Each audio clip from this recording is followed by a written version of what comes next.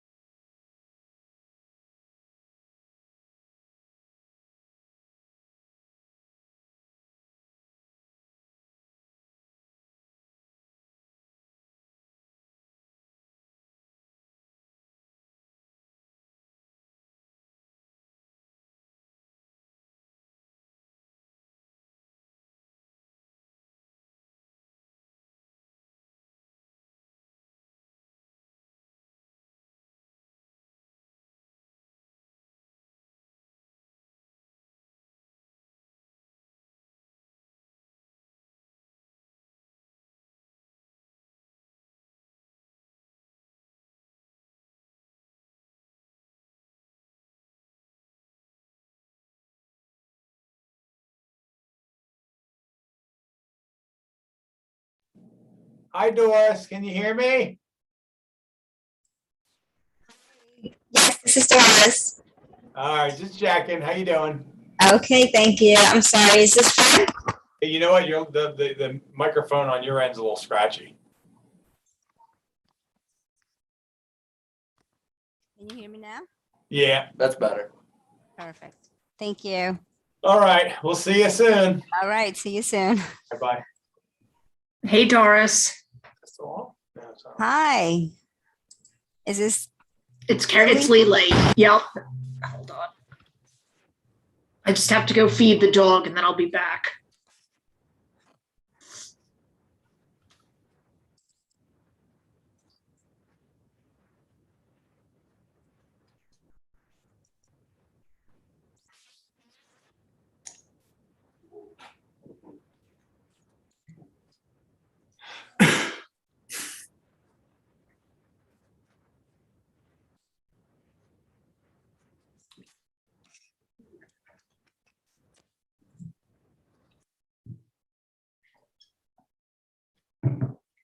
Hi, Will? Can you hear me? This is Doris. Hi, Doris. Yes, I can. Okay, perfect.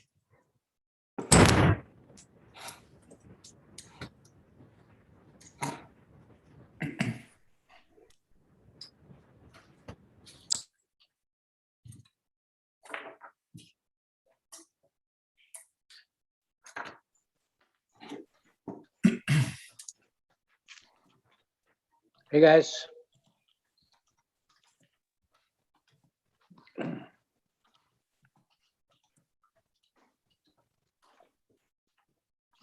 Hello?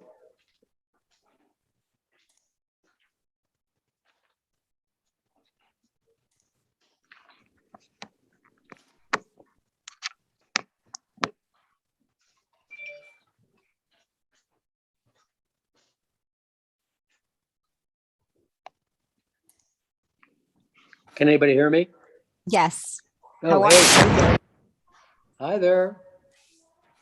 Will, I see Sure. you at some point. Maybe not.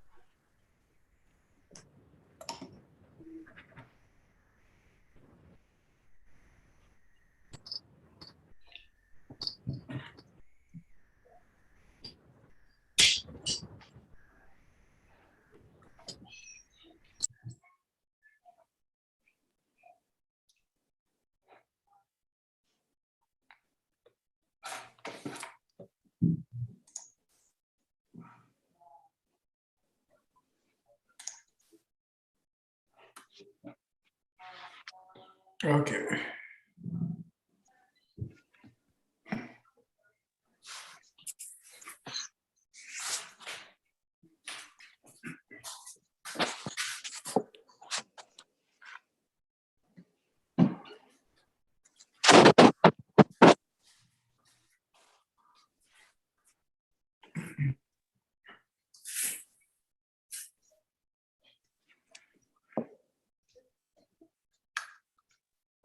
Doris, can you hear me?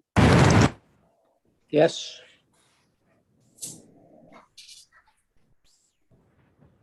I can hear you. Can you see me, Doris? Am I okay in the screen? I can't figure out how to see my own screen.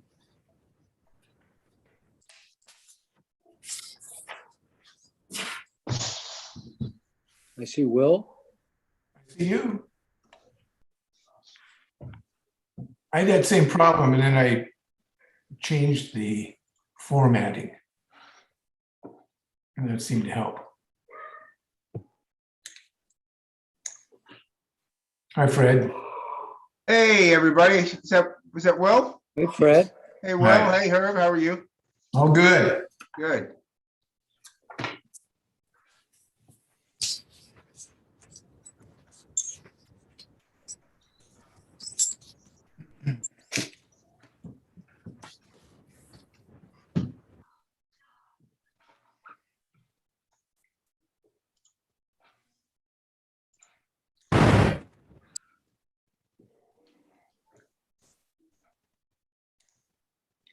Hey, Doris.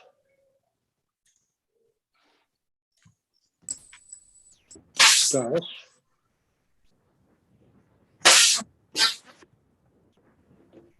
I can't hear you at all. Let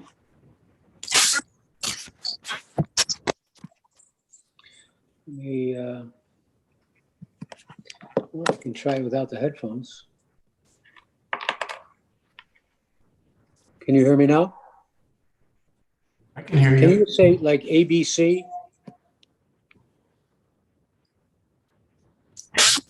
There? Yeah, but it's just very faint though. There's like a lot of static.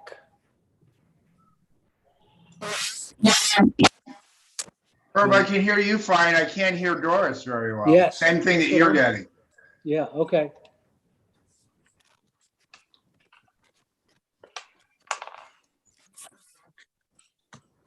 Hey, Fred, how do I adjust this so I can see where I am in the screen? I can't really get like the image of myself. Do you know what I mean? Am I like totally off the screen here? I don't see you on the screen at all, Herb. Oh. I wonder why that is.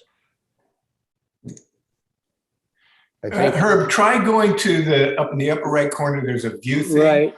And go side by side and see if that works. I'm not getting that as an option. I'm only There's a seeing standard side by side gallery. getting- Speak. I'm seeing mute, stop video, share participants. It just gives me a list. And under more, meeting settings, minimize meeting. I don't know what I'm doing wrong here.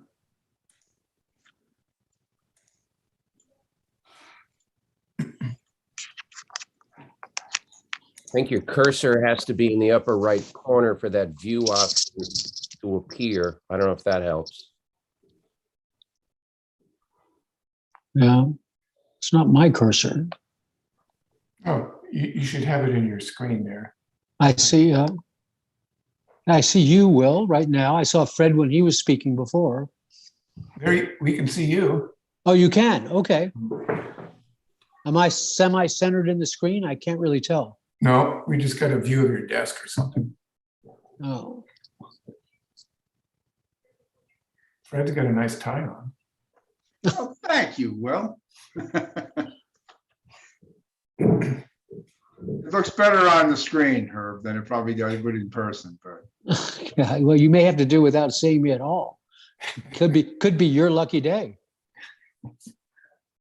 Herb, it looks like your camera is just like pointing in a weird direction or something. We can see your camera, but it is like, as Will said, it looks like it's pointing at the bottom of your desk or something. You're moving it. Hey, guys, Yeah, it's Lily. yeah. Hi, Oh. now I'm moving it. Now we see you moving it. All right, but you're not seeing me. You're not seeing any image of me. Nope, Now we see You're tipping up a your little. cabinets. turn it around. See if you flip the camera Oh, around. yeah, I think that's what's happening. Ah! Herb! Oh my God. There's an app under AARP. Oh my God. I so deserve that one, though it's totally unfair. I still deserve it. I do. Welcome. Thank you very much.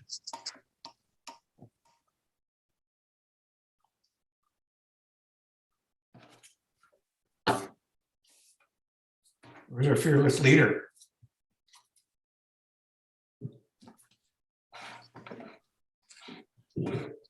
Hey, Fred, how are you? Lily, how are you today? All is well. I saw you heading towards the roundabout the other day in your walk. On my walk, yeah. It's getting there's less and less daylight. I don't know what I'm gonna do after daylight savings Yeah. time ends. Crazy, Oh. right? But it not getting light until 7 in the morning is a beast. Yeah, well, I'll probably shift to the morning because that's where the daylight will be when we change the clocks, but it gets tough this time of year. I've been But what a wanting to go to bed by 6:30 every night. But you can't beat this weather. What a day, though, right? It's been great. We've had a great fall for the most part. Oh my God. Crazy, crazy beautiful. Kind of makes you realize why you want to be out here, really. I mean, it's Yeah. like perfect. Love it.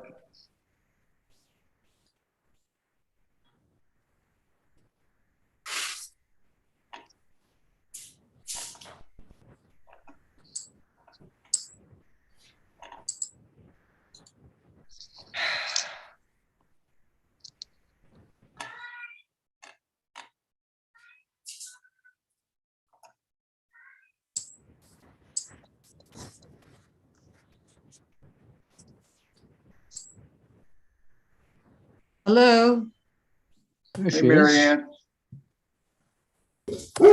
Good evening. Good evening. evening. So I hear Fred, see Chick, see Herb. Is that as far as we are so far? No, I'm I'm here. Hillary? Hi, Hillary. hi. Hi, Hillary. Hi, everybody. Hey, Hillary. Hey, Chick. Oh, Hi. see. It's like the Brady Bunch. Yeah. I So we like need that way with the Will and gallery. John yet. Will is on. Okay, and John Parker? Are we accepting No. him? Is my video on? Because I don't see me. Yours Yes, is on we here. can see Yeah. you. Oh, Now I okay. can. Okay. Hi. All right, good.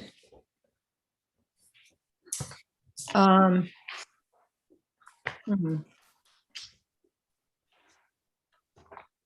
Well, we have a quorum, so it's probably 5:05 by now, right? 5:06? 5:06. Yeah. So I think we should go ahead. Should we start with the pledge, Doris?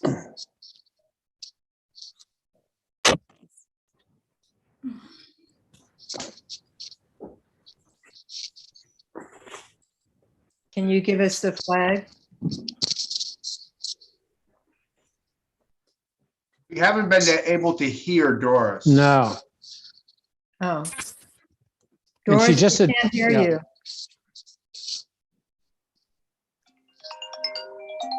Ah, there we go. All right. I pledge allegiance to the flag, Flag. The United United States, States of America. and to the To the republic republic for which for which it stands, stands, one One nation, one nation, nation, under God, under God, indivisible. liberty and justice Justice. for all. Oh, my God. Yeah, Horace. on static there. Okay, so we are here November 4th, 2021. It's the meeting of the Harbor Committee, and we have in attendance Herb Sample, Will Sharp, Lily Fell, myself, Mary Ann Petty, and we have alternate Hillary Thayer. Anybody I missed? Don't think so. Chuck Verhees and Fred Thiel are also here. Okay, so minutes, we can do the minutes. I started working through the minutes that you sent, Doris, and then I got to June 1st and I saw that we had approved the 2 minutes I just reviewed, April and May. So I don't think we need to approve April and May, Doris. Correct. Can you hear me now? Yes. Okay, good. Has everybody had a chance to look at the minutes? Harbor Committee? June Yes. 1st, have you had an opportunity to look at June 1st? Yes. Any questions, comments, additions, subtractions? None on my part. No, Can I have a motion to accept the minutes as drafted? I move. Thank you, Herb. Second. I'll second. Thank you, Lily. All in favor? Aye. Okay. And then July 1st. Has everybody had a chance to take a look at July 1st? Yes, Take that as yes. Yes. Any yes. comments, questions, additions, subtractions, comments, questions? No. Okay. So can I have a motion to accept them as they're drafted? Make that motion. Thank you. Second. Second. Thank you. All in favor? Aye. All right. Moving on to August. Everybody have a chance to review those, I'm assuming? Mhm. Any additions, comments, questions? No? May I have a motion to approve the drafted minutes for the August Harbor Committee meeting? I'll make a motion. Thank you. Second?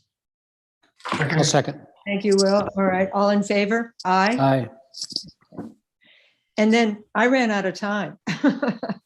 So Doris, we're going to have to carry over unless, it'd probably be good to just carry it over. September, October, we still have those to do, but that'll only give us like 3 months, including tonight, that we can Okay, digest next time, okay?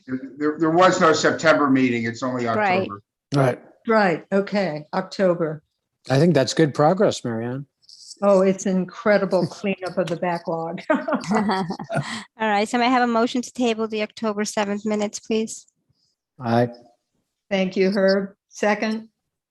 Second, Thank you, Will. All in favor? Aye. Aye. Okay, good. Thank you. So now what we normally have is we have a period for public comment, but I'm going to make a comment right now. I started really getting into this coastal consistency review. And I started looking at the whole, somebody needs to mute. Is that hopefully not me? There is some background. Oh, we have a new member of the Harbor Committee, Will Sharp's daughter. And I'm going to tell you what my objections are, and I want you all to think about it. When I started looking at it, first of all, this pastel on pastel, I find to be really difficult, right? Especially when you get into the tan and gold and beige areas. But the thing that really concerned me was I started to see all the areas that are coded for resort motel. And that includes where the Ship Ashore Marina is. That includes A dock and B dock. That includes the breakwater, the Sag Harbor Yacht Club. Well, let me just turn that off, sorry. The Sag Harbor Yacht Yard. And I had to call Susan Mead because I didn't quite know what that meant. And she directed me, and can I share the screen for a moment or have the screen, Doris? Let me do that. Hold on, please. Okay.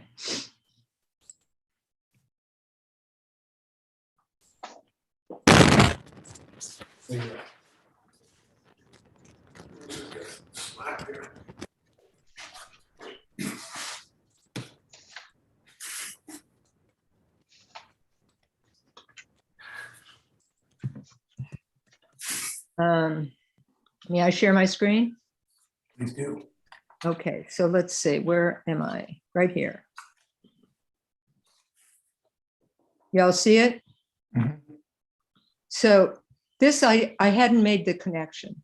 So I understand that we cannot change the use codes when we do this new overlay district. So these are the present zoning codes. So as you saw on the map, this here, we have R20 Resort Motel. What is VB? I forget. Office District and Waterfront. And when you come down here to traveler accommodations under remote resort motel, which is what all those lavender areas are zoned in potentially right now, it says, nope, no bread and breakfast, but yep, you can have a resort motel, and yep, you can have a hotel. And that to me changed a lot of the cheery, yes, no problem question and answers on the consistency review from yes to no. And I don't know if you all have a different look or outlook on that, but I'm much more comfortable if we can get that RM for those lavender areas that are mostly maritime in one way or another, change to waterfront. And then you come down here to traveler accommodations and you have bread and breakfast. Nope. Resort motel. Nope. And hotel. Nope. And when you look at it, what is permitted is philanthropic, fraternal, social, educational, blah, blah, blah, sort of like the American Legion over there. That's a special exception. That's okay. Radio, television, transmission line, special exception. Well, we'll work with that. Club, yacht club. Yep, we like that. Religious institution, Cor Maria. Yep, that'd be okay, huh? Boat dealership, we could do that. Where else do we have something here? Oh, permitted, we have sail loft and canvas shop permitted. Communication tower and exchange, I'm sure that's WLNG. Ship marine chandlery. I don't know if I pronounced that right. And where else are we? The restaurant, yep, dockside, that's okay. Naval architect, wouldn't have a problem with a naval architect having an office down there. Yacht sales charters, and not including boat display permitted. So I think that what we need to do is find out why these areas would be zoned resort motel rather than waterfront. I'll give you back the screen unless somebody has a question. You want to take it back, Doris?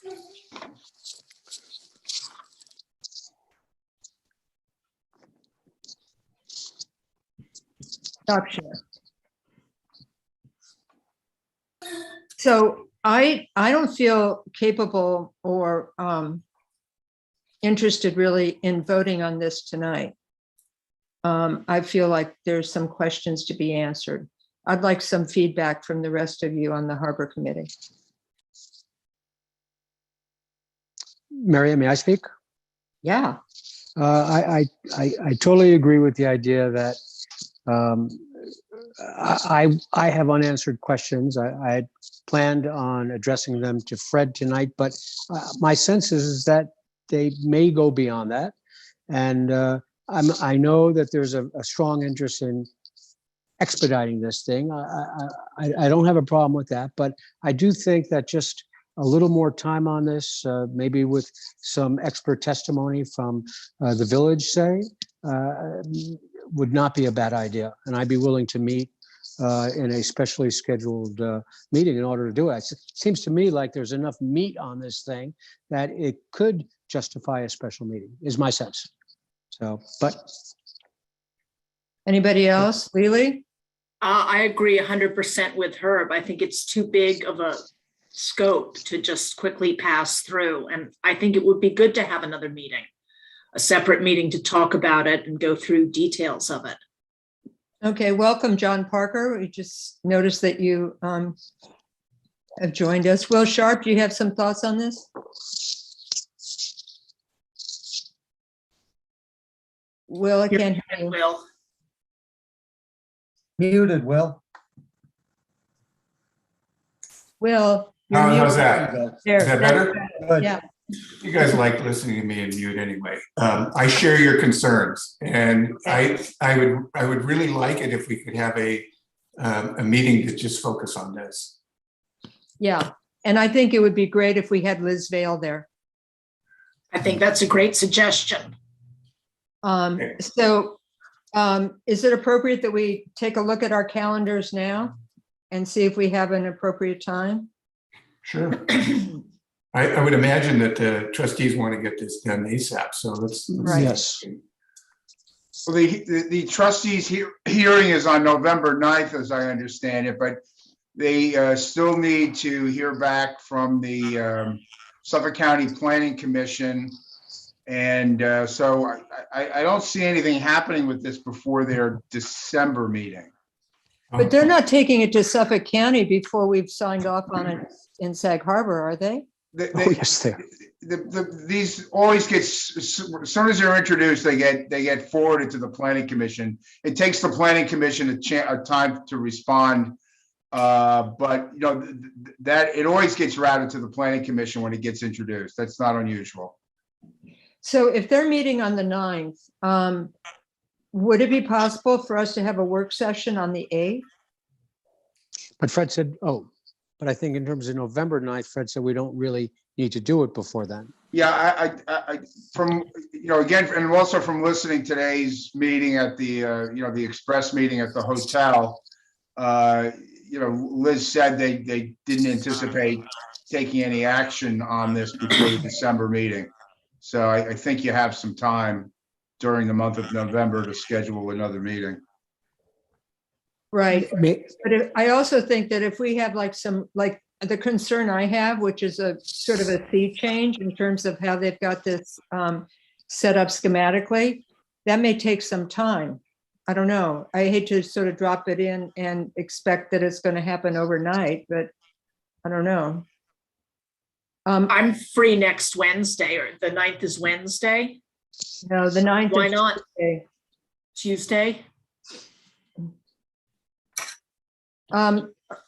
Fred, if your sense is that we can let this go until like the 15th, 16th, 17th that week. Yeah, I'm only relaying what I heard today, which was that the hearing was going to be at the November meeting, but they weren't going to take action at the November meeting.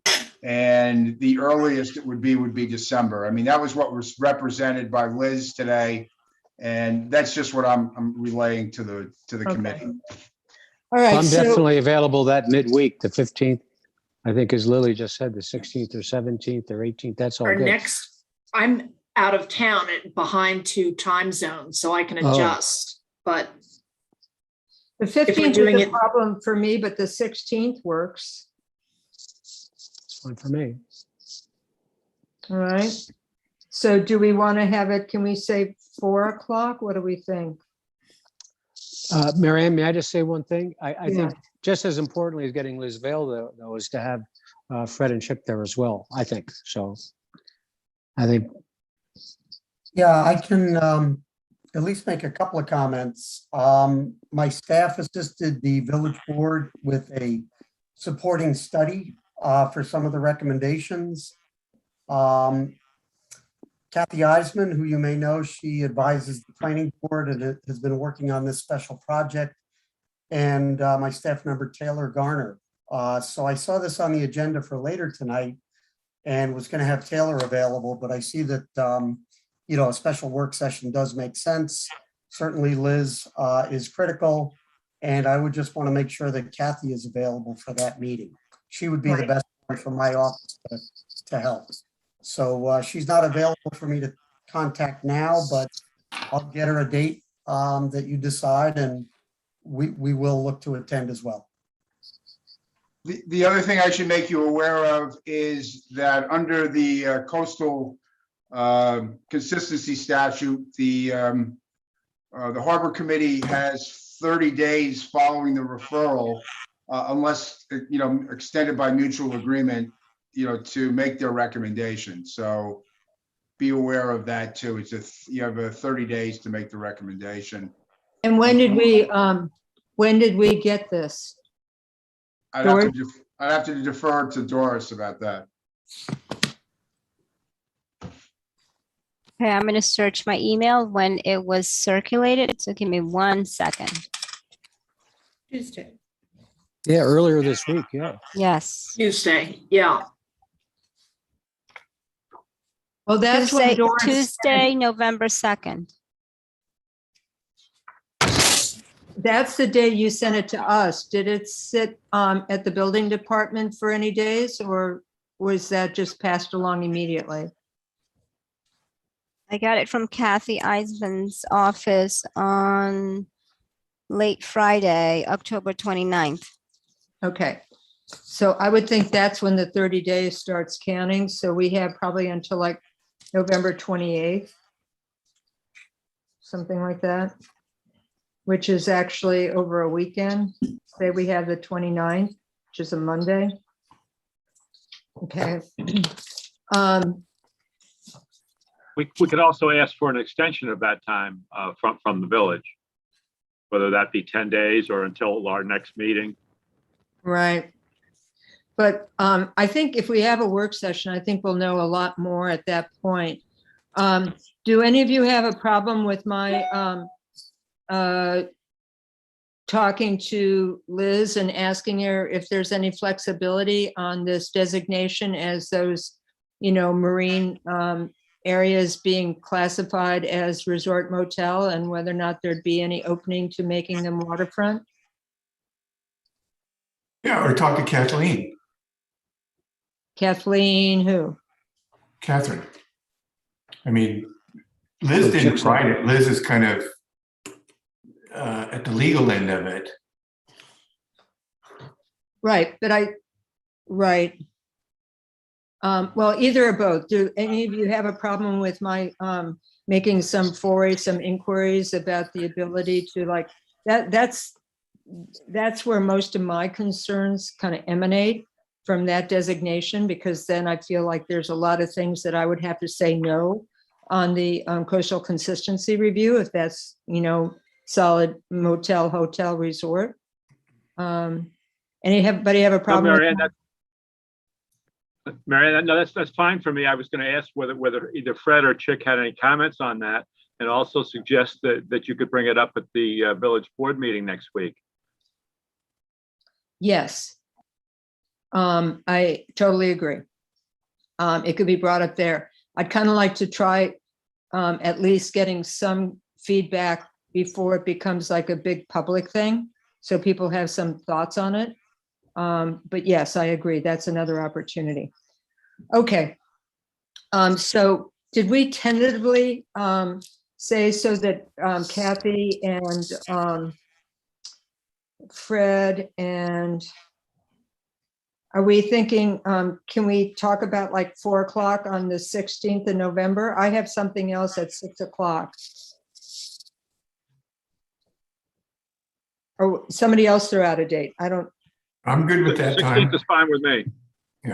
okay, all right. Zoom meeting? Yes, Yes. absolutely. Great. Okay, So All right. Tuesday, the 16th at 6? yes, for a work session.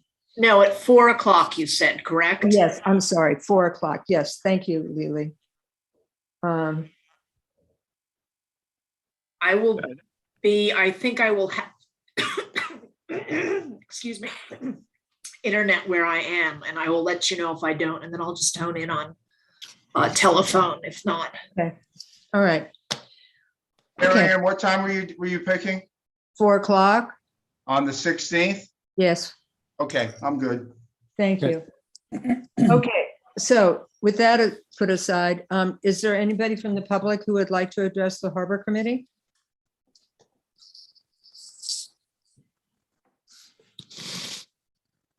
See any comments? Any hands raised, Doris? I'm I don't- looking right now. No, Okay, no hands. all right, so, Mary Ann, I Yeah. did get confirmation from Kathy that she's available November 16th at 4 PM. okay, great. Thank you. Sure. All right. Hi, So, Gail Brucewitz, are we able to address new business at this point in time, or? well, right now it's open for public comment on any subject you want. But new business is going to be, if you want to talk while we're discussing new business, that's after we move through a couple of decisions and we go through some old business.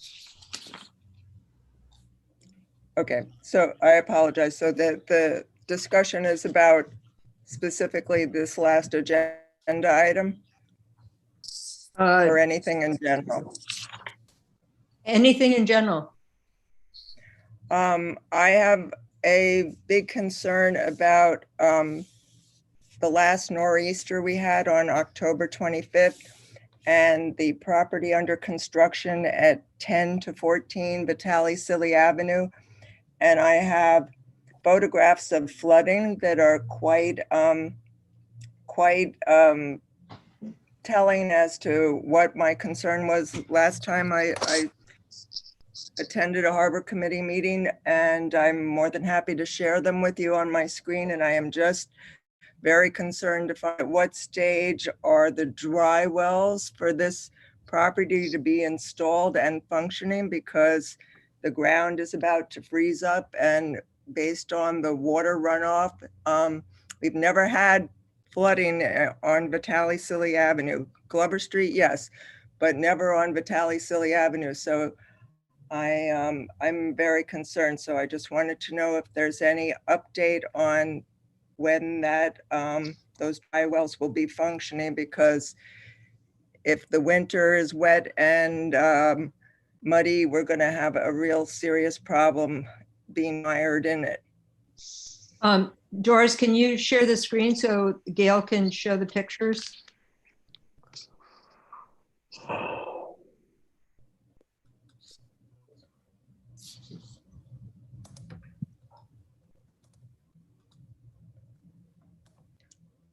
Can you see that? No. No. So you have to go down to the bottom of your screen where it says share screen. Okay. Gail. Oop. Host disabled attendee screen sharing.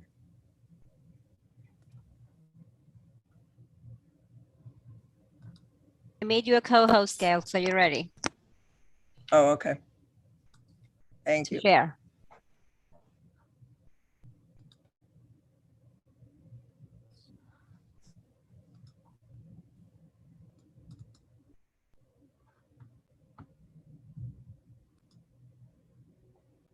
Sorry, It's okay.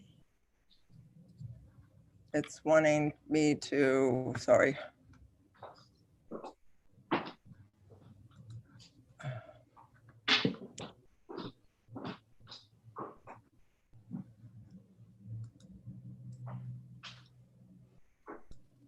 Sorry, it's not allowing me to do this. I don't know why. What is it telling you? It's telling me that privacy wall. Again, I should be doing this at home. I'm at the cinema, so maybe. it's Yeah, got to that do might be with- why. Yeah, okay. So just describe it. Was the road totally flooded The over? road is very, very flooded and the retaining walls of the houses on Glover Street, because of the water going down Vitale Silly Avenue toward 10 to 14 Vitale Silly Avenue is so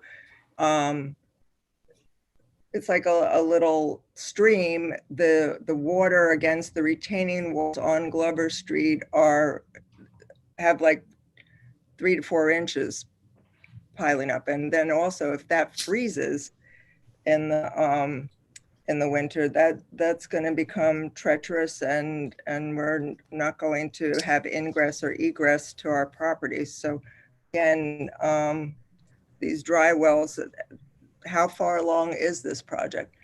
It's the building department problem. Yeah. Have you been able to speak to them? Have you reached out to them by any chance? Again, I don't think that it's incumbent upon me to know how far along they are in their project if something like this is exacerbating our quality of life on Vitale Silly Avenue. It's incumbent I think upon you- them to acknowledge that there's something wrong, and if they haven't brought the project up to speed so that this type of thing is happening, then what exactly would I do? I would go to the construction workers and ask them. No, No, to the building how department. far No, along they are. go- I don't understand. I would go speak with Chris at the building department and talk to him about it because he'll be able to tell you the information that you need. And he could Especially if also there's any try- kind of violation of construction methodology. I mean, that's all on file, so. And he's he would- very he's- knowledgeable and helpful. You could take the pictures and show him. You know, Gail, okay. I directed you wrong. I told you that you could come and talk to us about it, but in fact, this is much better advice because it's something Okay. we approved, understanding that those ground wells would be, dry wells would be in place and that it should take care of the flooding. That's, what we expect from the way it was diagrammed. But I think that there's some gap between expectations and reality here.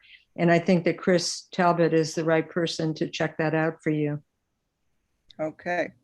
Yes, also can Gail, just just want add to to let you that. know, Gail, you're welcome to the building department and review the property, the file, the active building permit file. It'll be subject to the Freedom of Information form, but you will have access to the file. Doris knows Okay. where everything is, so she's the right place to start. Okay.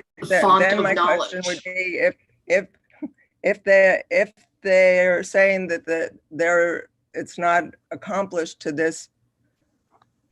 this point in time, then what level of recourse would we possibly have so that we do not have an untenable situation on Vitale Silly Avenue this winter? Fred, you want to chime in on that? Well, again, it's an issue for, once the Harbor Committee issues a permit, then it shifts to the building department. They get, have to get the permits. I mean, I think all these questions and that information has to come from the building inspector as to where everything is with the construction. So, I think you've given Gail the right advice, which is to, bring the issue to the building inspector, and she certainly will have access also to the file there. And I think that's the appropriate way to deal with this. And it's hard to answer these other questions until, you talk with the building inspector. And I understand that the Harbor Committee did issue a permit on January 7th, 2021. It had a number of conditions. It referenced plans. Yeah. Include grading and drainage plans. And so all of this really would be monitored by the building department under the building permits and looking for compliance with the plans that were approved. So that is the best advice. So if you were Gail, would you, how do you, to foil this, Doris, she just walks in, fills out a form, and then is there any waiting period, or would you just be able to give her the file immediately? Doris, Out the form. Hello, can Yeah. you hear me? now we can. Okay, yes, she'll fill out the form. You can download the form. It's on the website, and or you can drop it off here, and we'll get that authorized by the village clerk, and we can have that file available, Gail. So it Mary might be like the next day kind of a thing, if you want to just plan your time. And then you might want to even like make an appointment with the building inspector and have that file with you so he doesn't have to go find it. I've got a cinnamon to run. Okay. Okay. Thank I you. don't have time to do that. I will. Yeah. So thank you so much. And thank you for your time. You're welcome, Gail. Mary Ann, I just Yeah. want to let you know I have one hand and up, and it's from Melissa Dadovich. Okay. Melissa, would you like to speak, address the Harbor Committee? Hi. I just want to say I fully support your comments about the waterfront district. As a boat owner in the village and everything, it's very difficult to get slips or moorings in the village to get water access. We are a boating community. We're a boating village. And I think there can be a limit other places where hotels and bed and breakfasts can go, but there's only one place, a marina or Right. slips can go. And as it is, I know personally during when Hurricane Henri came, and it came very quickly, we had 24 hours to pull boats and pull things. And there are only certain areas where you can get access to the water and do that and get staff and marine guys and people to do it. And so I fully support, I agree. In fact, thank you for pointing that out. I haven't had a chance to really look at the overlay district. It's been kind of crazy, but I think I'm going to go personally to the meeting next week. I think they really have to be, once we lose that usage, you're not going to get it back. No. And I really salute you for saying you're going to go, because they're used to like my complaining and other people on the Harbor Committee may be complaining, but they respond to, citizens and residents, standing up and sharing their thoughts. So I really know hope you're you also a do. member of Breakwater Yacht Club, and Lily is too. I don't know if the yacht club even is aware of this. Well, I'm going to talk to Bud Rogers. Yeah, I think people in the village aren't, like you said, it's a lavender, it looks lavender, you don't Yeah. realize that, when Ship to Shore is gone, first of all, it's frankly, I'm sure it's not exactly the most pristine property to begin with all the years of diesel and everything on there. But, those are vital areas. And I have clients who come in like, I would love to have a boat in Sag Harbor, but I can't find a slip, or I can't find a mooring, or I have to go over to the other side of Jessup's, or I have to go to East Hampton. And, we really need to protect that. That's what makes our village special. Right. So you need to say that to the Village Board of Trustees. Yes, ma'am. Okay. Thank you. Thanks, All right. Melissa. I'll go Thank you. back. I'll hide again. Okay. So any other hand? Did you see any other hands, Doris? No, Okay. we're Should we done. move on to decisions? Correct. Do you want to just summarize the decision for 18 Bluff Point Road? Chick? Chick, Chick, you're muted. I'm asking Chick to unmute.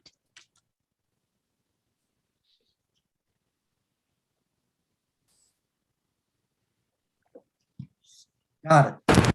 For a second there. So I think we're on 18 Bluff Point. Right. Yes.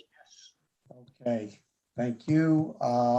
Yeah, I sent out a decision earlier this week. It is based on our October meeting and the directive to me that this was satisfactory for permitting.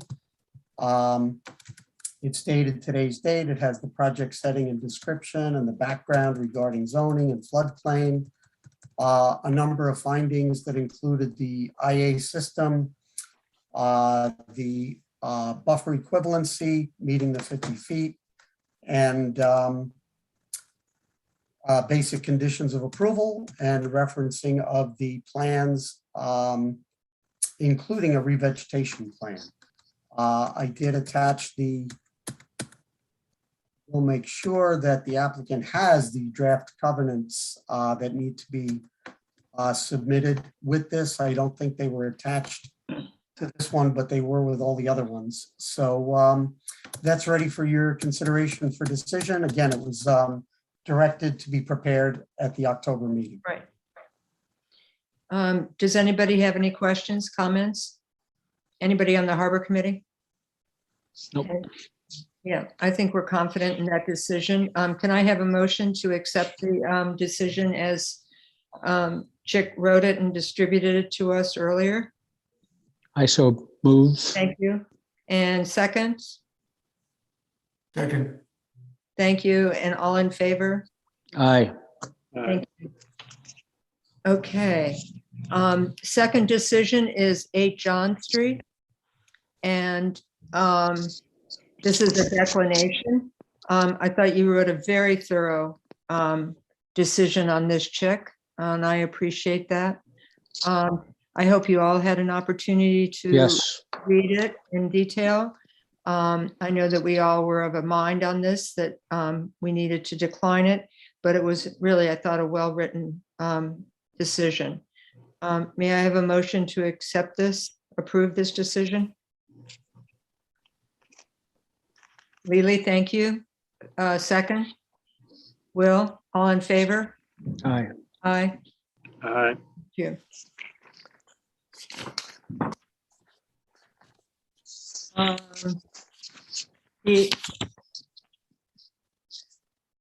The next decision we have is 10 Yale Road.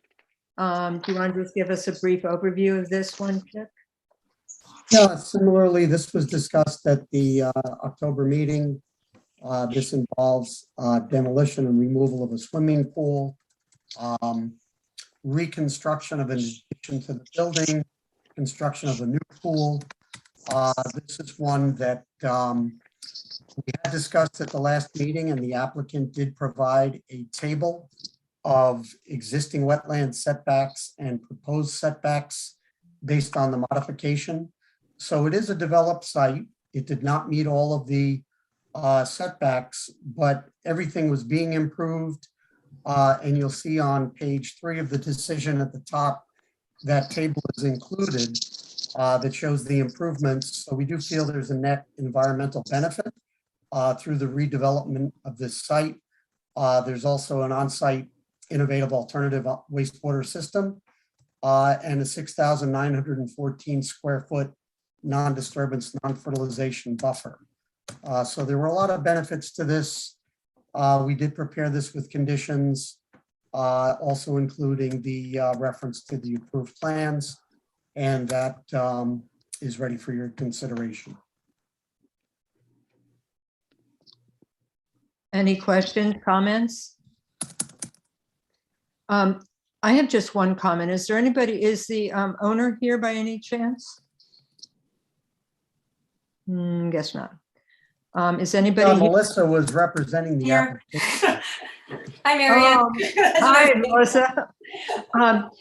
So earlier, just as a part of like a routine training session for the Harbor Committee, we had somebody come in and talk to us about how disruptive pools are. You see them there, and in this one, you have a pool that's barely 30 feet in the ground that's going to be taken up, and then another one put back in that's going to be about 35 feet. But the area of disturbance is going to be closer to the water than that. And we're not going to put anything conditional on this decision, but I just hope you take great care in supervising the construction crew, that there's the minimal amount of disturbance going down closer to the water. When this person talked to us, my memory is he said you could have 5, 6, almost 8 feet of disturbance on the perimeter of a swimming pool when you're putting it in. So that could get us very close to the water. And Just to remind you that there's a patio that goes out further that's being pulled out. So remember, there's a large patio that's really close to what's being pulled out, not just the swimming pool, but there's a surrounding brick patio that's being completely removed. And it's going to be raised out of groundwater. So we will take very good caution on that. right. and how far you go Mary down Ann. towards the water in terms of disturbing the soil. Yes, We're And setting there up is the project also- limiting fence exactly where the limit of the brick patio is, because we have to pull the brick patio, but that's where it's gonna be protected with silt fencing. And then it'll be, we will retreat as we get closer. Chick? I'm sorry, yeah, I just wanted to add that there is a construction methodology that is also part of the permit that will be observed. And the landscape restoration plans by Eris Design are very complete and will achieve the buffer. So, you know, I have good confidence, at least in the plans. And of course, the implementation is critical, and that's why we look for the construction management plan. But the comments are noted, and as with others, we'll go to the building department, but we have everything in place for the committee to be satisfied that the plans are really tight and best protection. Okay. With that in mind, may I have a motion to approve this decision? I'll move. Thank you, Herb. Second? I'll second. Thank you, John. All in favor? Aye. Aye. Okay. Thank you, everyone. Good night. Thank you, Melissa. Good night. The fourth decision we have is 100 Redwood. Chick, you want to give us a brief overview? Remind us of what we've already reviewed? Sure. This was for a 900 square foot second floor addition. Also an innovative alternative system. 2,200 square foot non-disturbance, non-fertilization buffer with a planting plan and removing a wire fence from the buffer area. They did meet the buffer equivalent. They were adding to a previously installed buffer, and the committee had directed me to prepare a permit at the October meeting, and that decision is before you for your consideration. Okay. Any questions from the members of the Harbor Committee? Okay, may I have a motion to approve this decision? Motion, please. Motion. I'll make that motion. Thank you, Will. Second, Lily, thank you. All in favor? Aye. Aye. Okay. So now we're going to move on to continued public hearing, old business, and we have 36 John Street, which I believe, Doris, you said the applicant requested to table this. Correct. May I have a motion to table this until, what is it, the December, December 2nd meeting. table this 36 John Street until the December 2nd meeting? I move. Thank you, Herb. Second? I'll second. Thank you, Lily. Okay, all in favor?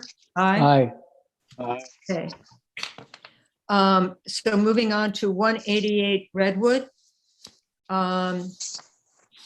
Is there somebody here to represent the application?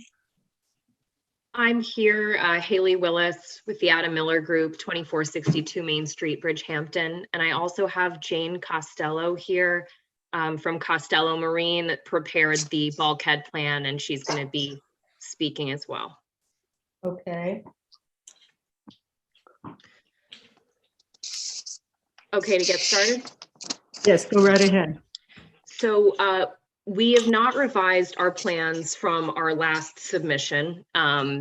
We heard your comments at the last meeting and understand kind of where the committee is headed on this application. But in speaking with our client and also with Costello, this is a situation it needs to be addressed urgently, especially as we head into the winter months when erosion is going to be exacerbated. We felt that the urgency of the application didn't allow for changes to the plan because, of course, if the bulkhead plan gets amended, we would have to go back to the beginning and amend all of our approvals with DEC, Army Corps, and trustees, which is going to add many, many months to this process. So just to reiterate some of what we spoke about at the last meeting, this is a situation not of our clients making. The neighbor had at one time seagrasses that were doing a pretty good job of keeping everything together there at the shoreline. Those were ripped out, and this application is really our client's attempt to save his property from falling into the water any more than it already has. So with that, I'm going to turn it over to Jane, who can kind of explain why this was the approach for this property, and where this plan came from, and why she thinks it's appropriate. I just want to remind the Harbor Committee, if it slipped their mind in the last month, this is the piece of property that has a bulkhead that runs along the side of the property. And your request is to extend that, correct? Yeah, there's yes, it's a bulkhead return. May I share my screen, Doris? Yes, you're I ready, have some Haley. photos that might help jog everybody's memory. Okay. You can go ahead, Haley. Okay.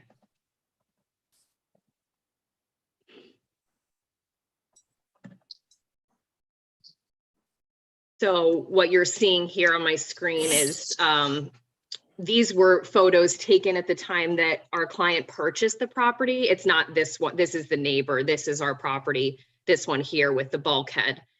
This is not what it looks like anymore. These are some photos our client has taken showing the beginnings of the erosion and what we're trying to remedy. Is that a sprinkler line that's running right across next to the? I'm That not looks like sure a- what that is. I don't think That it's is yes, that is. I active. see a sprinkler head right there. okay. Is that supposed to be there anyway? I don't think we're supposed to have irrigation within that proximity of the water. And if so, is that one of the problems that's causing the erosion?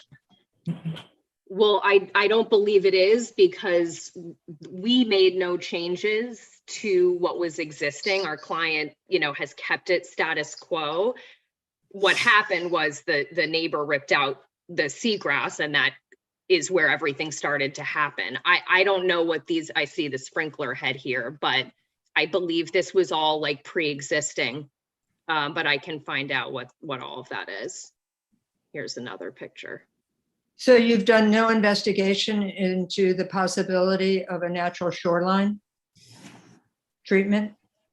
I think Jane, I think that was considered, but Jane, maybe you can chime in here about the bulkhead plan.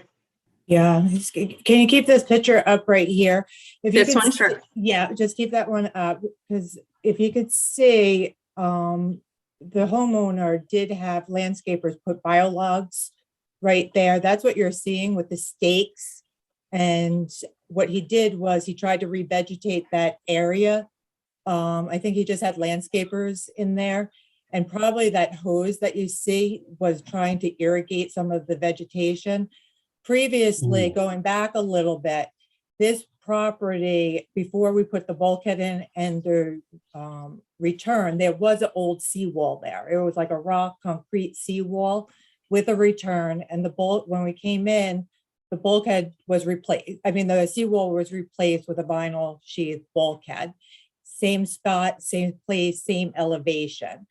But what the before doing that bulkhead work, there was irrigation that went all the way up to that old seawall.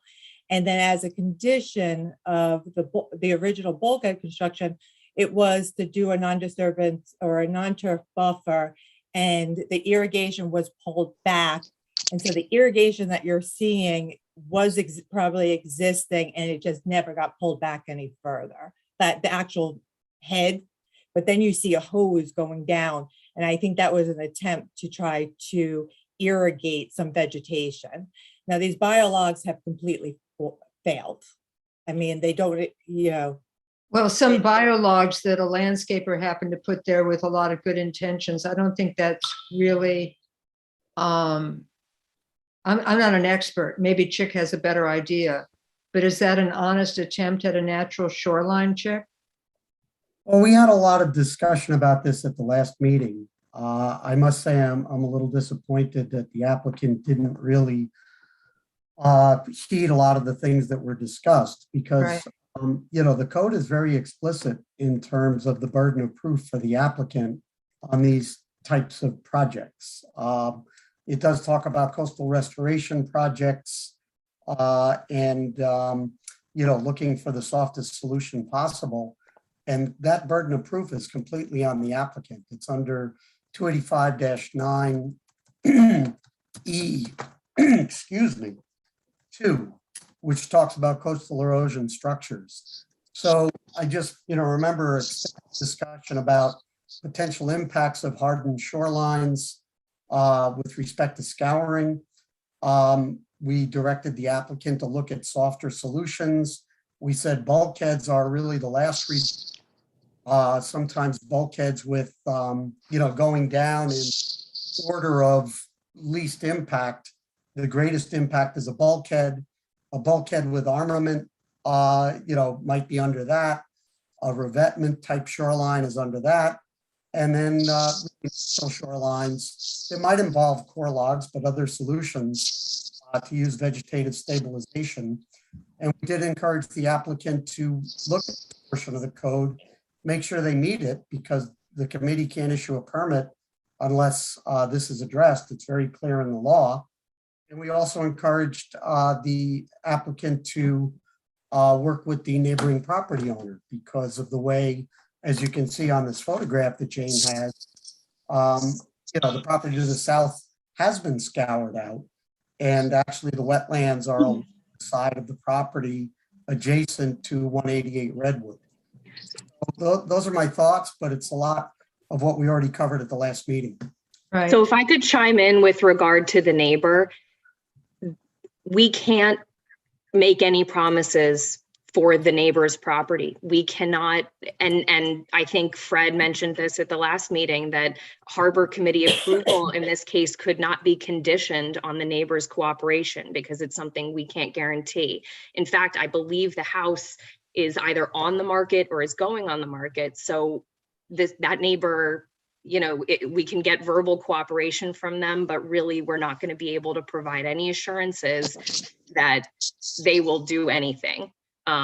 So to that extent, if there's a violation that could be issued on the neighbor, to bring them here, since this problem was kind of their creation. I don't know how you could, if you can compel their cooperation, but it's not something that our client is going to be able to make any assurances on, and our work cannot be conditioned on that kind of cooperation. Haley, your consultant here is Jane Costello, and I assume that she's the fine daughter of that fine man, John Costello, who's made a very fine career of putting in bulkheads. Jane, what is your experience with working with natural shorelines? Well, I definitely think they have their place. What is your experience? Have you ever put in a natural shoreline? Yes, and I think that the neighbor's property there would be a great place to put in a natural shoreline. The concern I have is that the property line for our client is this return. So even where these biologs are, we've crossed the property line. They've crossed the property line. That's, we are now on the neighbor's property. We technically can't take that legal liability if Costello Marine came in there. So everything would have to be shifted. We would actually have to regrade and cut into the applicant's property to do a softer solution. That's And right. That's right. So the problem is with this particular, ideally, I think if the neighbor or if he sells and another person comes in, having a return and then them putting either maybe some stone first, doing like a rounded edge and then planting like crazy would be fantastic. But we can't wait, and the property owner can't have his property continue to erode because of the neighbor or the lack of action of the neighbor. In this particular situation, what has happened is when we did the bulkhead job, it was a different owner. Okay. And then all of a sudden the property changed, you know, with this next door neighbor, and they cleared all the trees. And that's when all the erosion, there was a beautiful little bit of wetlands there, as there is in front of this existing bulkhead. There's nice wetlands there. So in this situation, it's not the bulkhead that's causing this erosion. What's caused it is that the neighbor has taken down vegetation.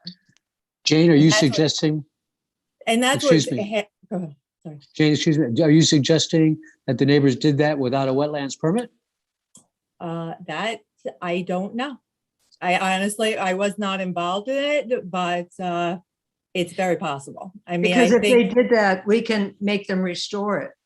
yeah. Well, that would be one way to get them to the table for sure, by putting them on notice that there may be a violation there. I don't know. Yeah.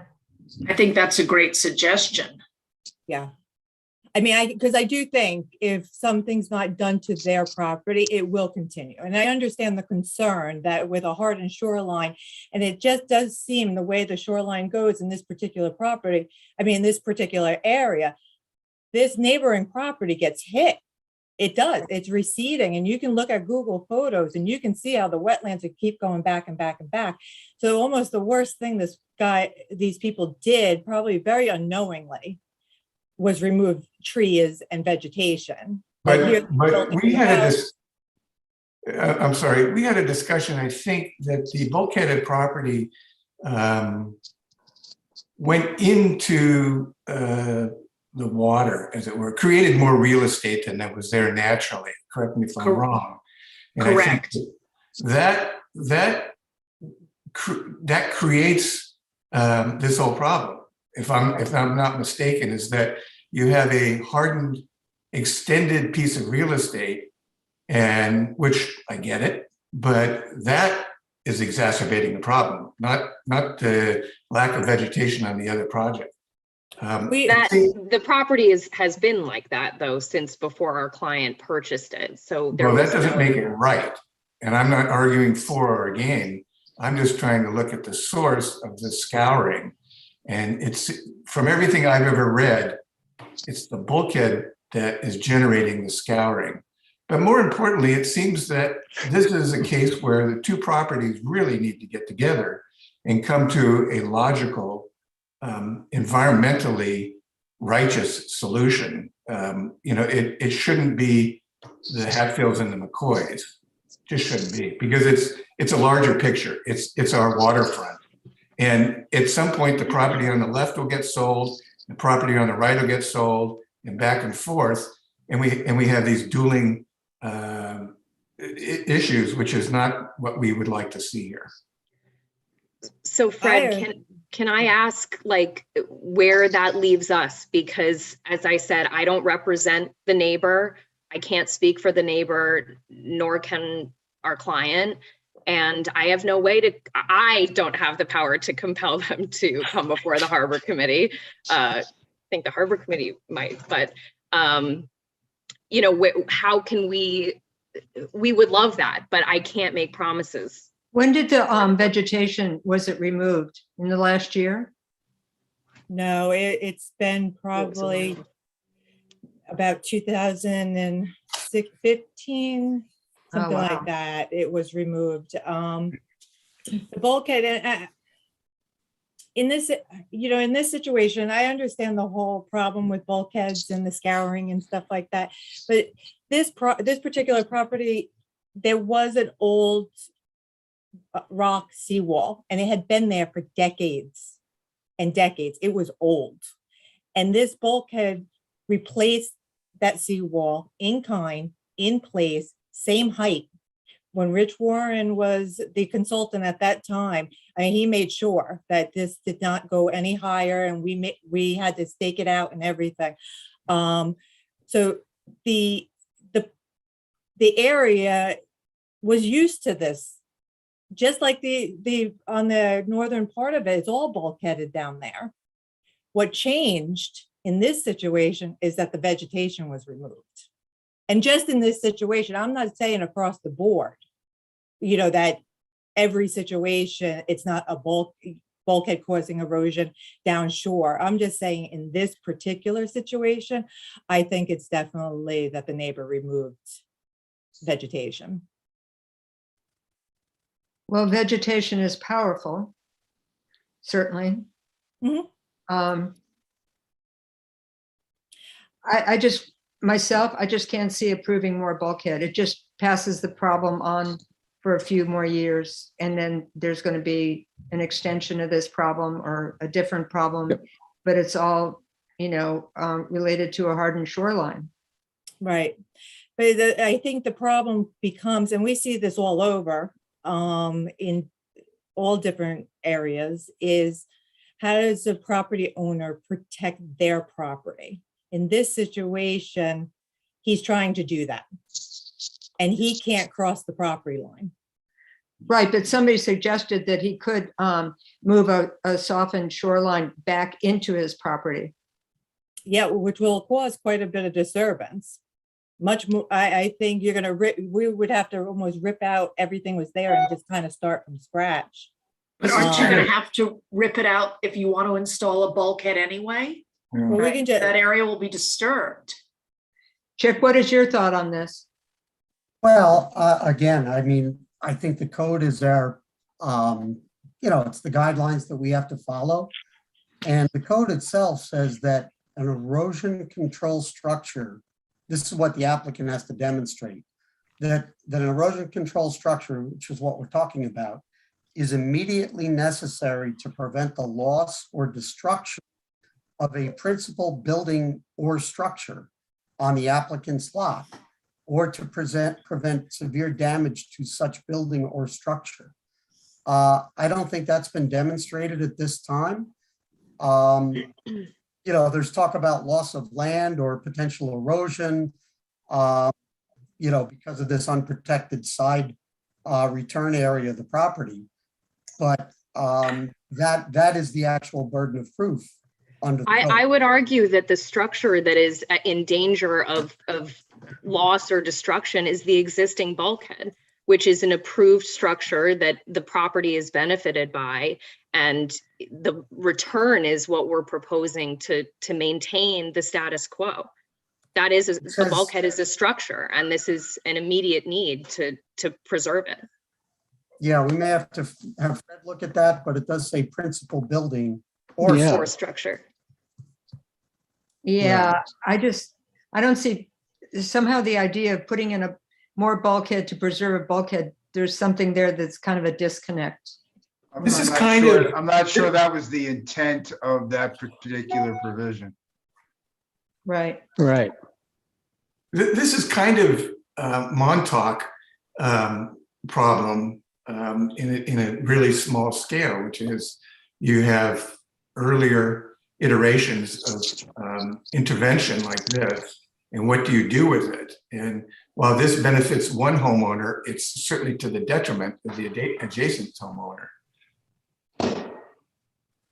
I find it kind of hard to believe that our client is, this applicant is being accused of causing problems on the neighbor's property when in reality, it was the neighbor's actions that is causing the problem on the applicant's property. And the applicant has not been issued a violation. He came forward with the intention of solving this problem, but it was not created by him. And the bulkhead that's there was previously approved. So I don't know that we can lay the installation of the bulkhead, on the head of this applicant.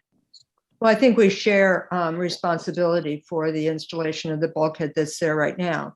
You said Harbor Committee, and I don't know how many years ago that was, 5, 6, maybe 8 years ago, that Rich Warren was our consultant.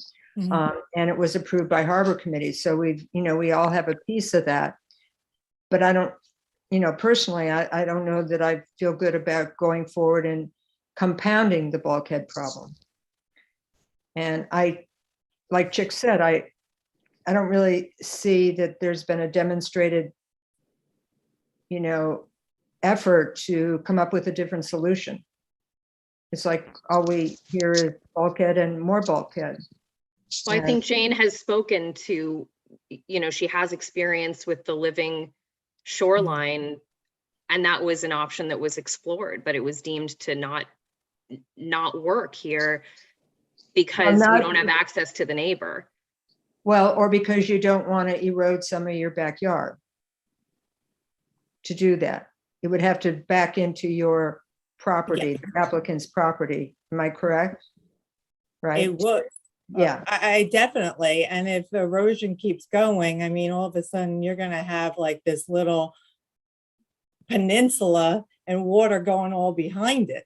I mean, that's really what's gonna happen. You're gonna disconnect the house from the section of bulkhead, if you left it long enough. So at some point, he's got to be able to protect his property. Or he's going to be looking to reclaim. I mean, at this point, he's not asking to reclaim anything because, once property is lost, you're never going to be able to reclaim it. You've now donated it into the water, and that's a huge concern as well. And then there's all. Go ahead, Chick, you've had experience with natural shorelines.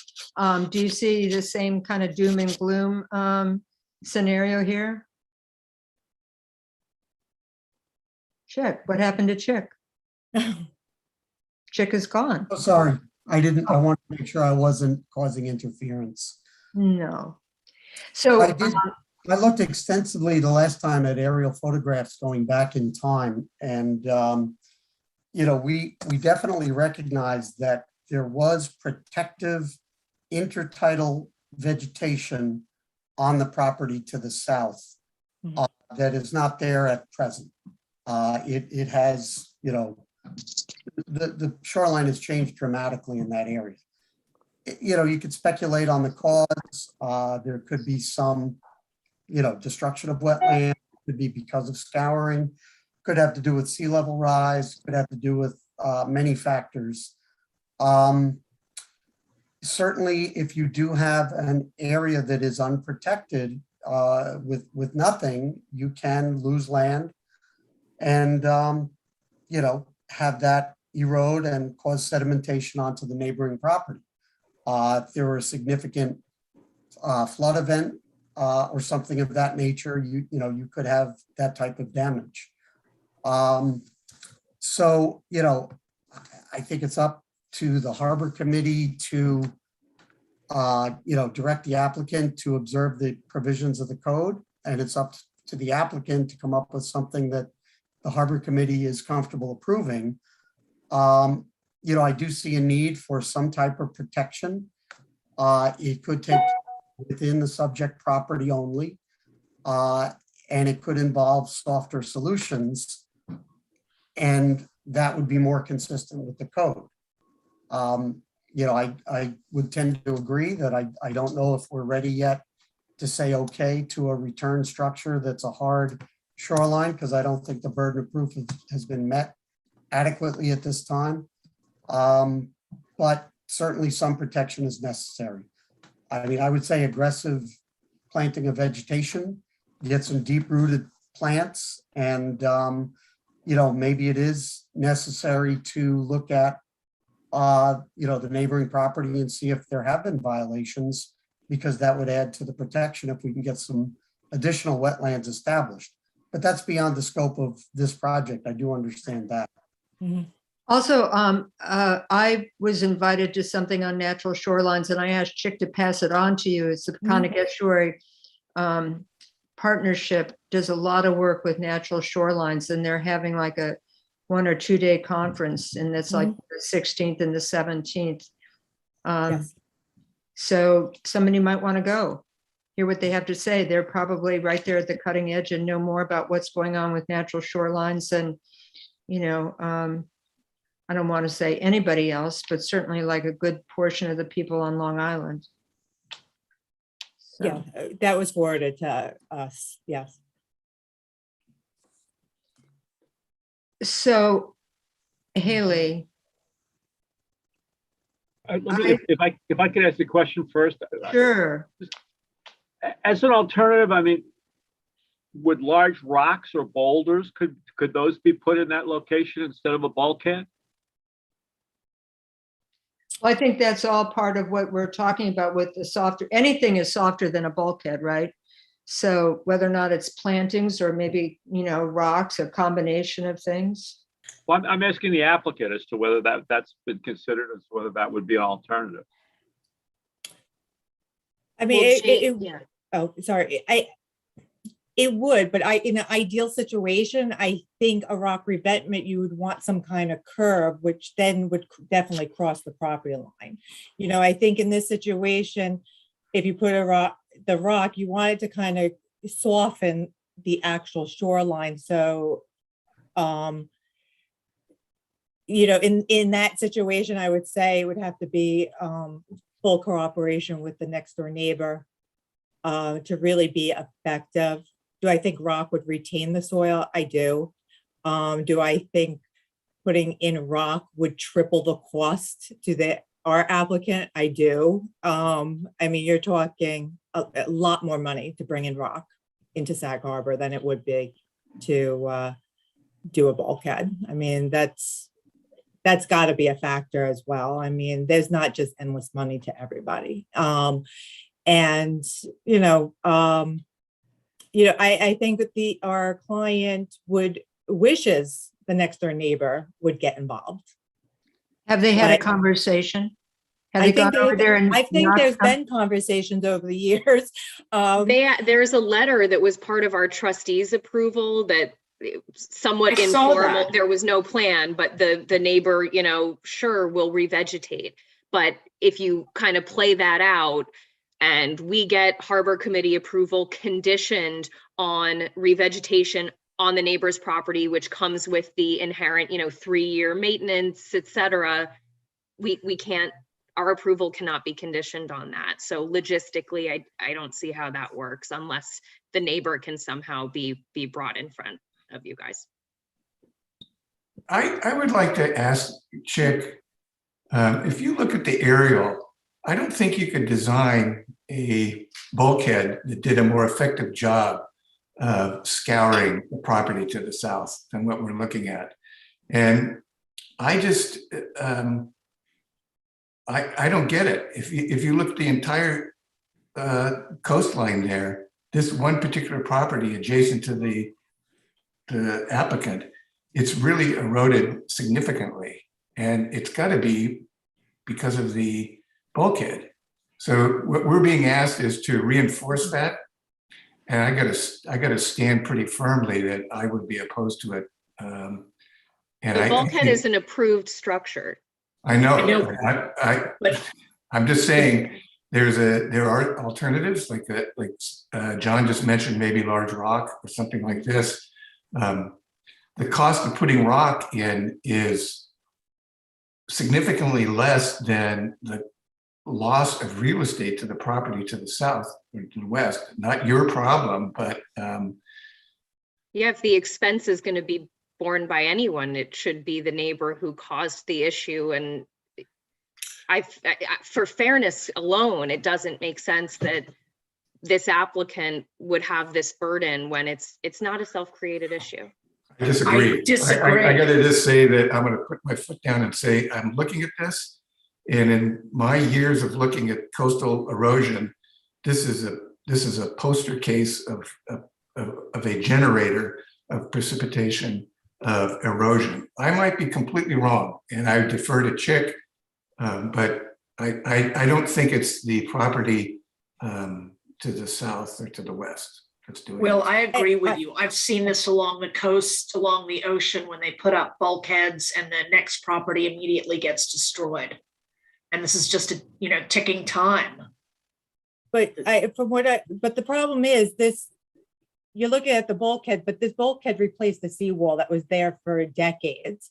But if you Yeah. look at Google Earth and you look at the difference of the shoreline from 2014 to 2021, the difference is the next door neighbor's entire property is cleared of trees, including the trees and the vegetation on the coastline. Well, that certainly the didn't help difference. the situation. Well, to Oh, what yeah. extent were those trees and those plantings, were they undermined by the scouring from the bulkhead? I think limited. I think because the old seawall was there. I Was mean, the I don't think reconstructing a structure is what caused additional scouring. Was it it was a seawall made of rocks? Rock and concrete, yeah. It was like a mason wall. Mm. And when I say it was old, it was old. I mean, I would say decades it was in place. Nothing Probably in the wrong with 50s. old. No, I'm not even going to say in the 50s because my father would kill me if I said that. But you know, it had withstand time, and it was due for a replacement. I think we're just going Could I round make and round. Go ahead. Can I make another comment? Sure. You just asked if we looked at the earlier photos, Mhm. and you mentioned 2014, and I'm looking at a 2013 Google Earth photo. Mhm. And not only does the property to the south have a lot more vegetation, but you know, your client's property also has a lot more vegetation, and it has vegetation both in front of the house and along the property line, and where we now see a manicured lawn going all the way down. That's not what you see in the 2013 photo. So it looks to me like it's not just the neighbor that removed vegetation, but that your client also removed vegetation in the form of trees and bushes. Now, you can't see everything from a Google Earth photo, but I'm at least looking at one photo from September 2013, which appears to show a grove of trees in front of the house, and trees on both sides of the property line, going down toward that. John, can you share that screen with us? Well, I can point my. How about that? Different screen. Can you see it? Yeah, put it Raise it down a up a little, bit. further down. Yeah, so can you point with your pen at what you're talking about? Okay, I'm going to try this. So what's that little white perpendicular? Is that the old No. seawall? We can't see you anymore. All right, can you see it now? No. This is the seawall, and this is the vegetation on the applicant's property. And this is the Golly. vegetation on the neighbor's property. There are a lot of vegetation there to break that water. Let me ask you, if bulkheads were, instead of having a 90-degree angle, which is not what you see in Mother Nature, if they had a softer angle, would that reduce erosion and scouring? I don't know, Chick, do you have an opinion on that? I'm not sure I totally understand the question, Lily. As opposed to most bulkheads that you see kicking out, this is just I'm sorry, this is off on in the same line, but not really. I see bulkheads that all have 90-degree square angles at the corners. If a bulkhead had a softened angle, so it mimicked the natural shoreline, would that reduce the level of scouring and shore erosion? I would say potentially it could. You really do have to understand the littoral drift in the area and the dynamics in terms of fetch, tides, and a lot of other factors. But, the 90-degree angle is, one of the things that is problematic. So if you were to put, I don't know, a 45-degree angle that would cut into this property, that might soften it a little. As I said before, armament, at the base of bulkheads tends to dissipate wave energy and can help, and also provides habitat. So, there's a lot of different solutions, but I mean, I think what we're dealing with here is an existing permitted structure. I think some of these discussions, and I was looking at photography too, Suffolk GIS is having trouble regenerating. So I went to Google Earth Pro. And I had the same problem, Chick. I thought it was me, but anyway. no, I think they might be having trouble with the website. But, you know, we do have, and the survey shows a 25-foot wide non-fertilization buffer, but we look for 50 feet. And so I think John's observations about the changes in vegetation on this property, you know, are very appropriate.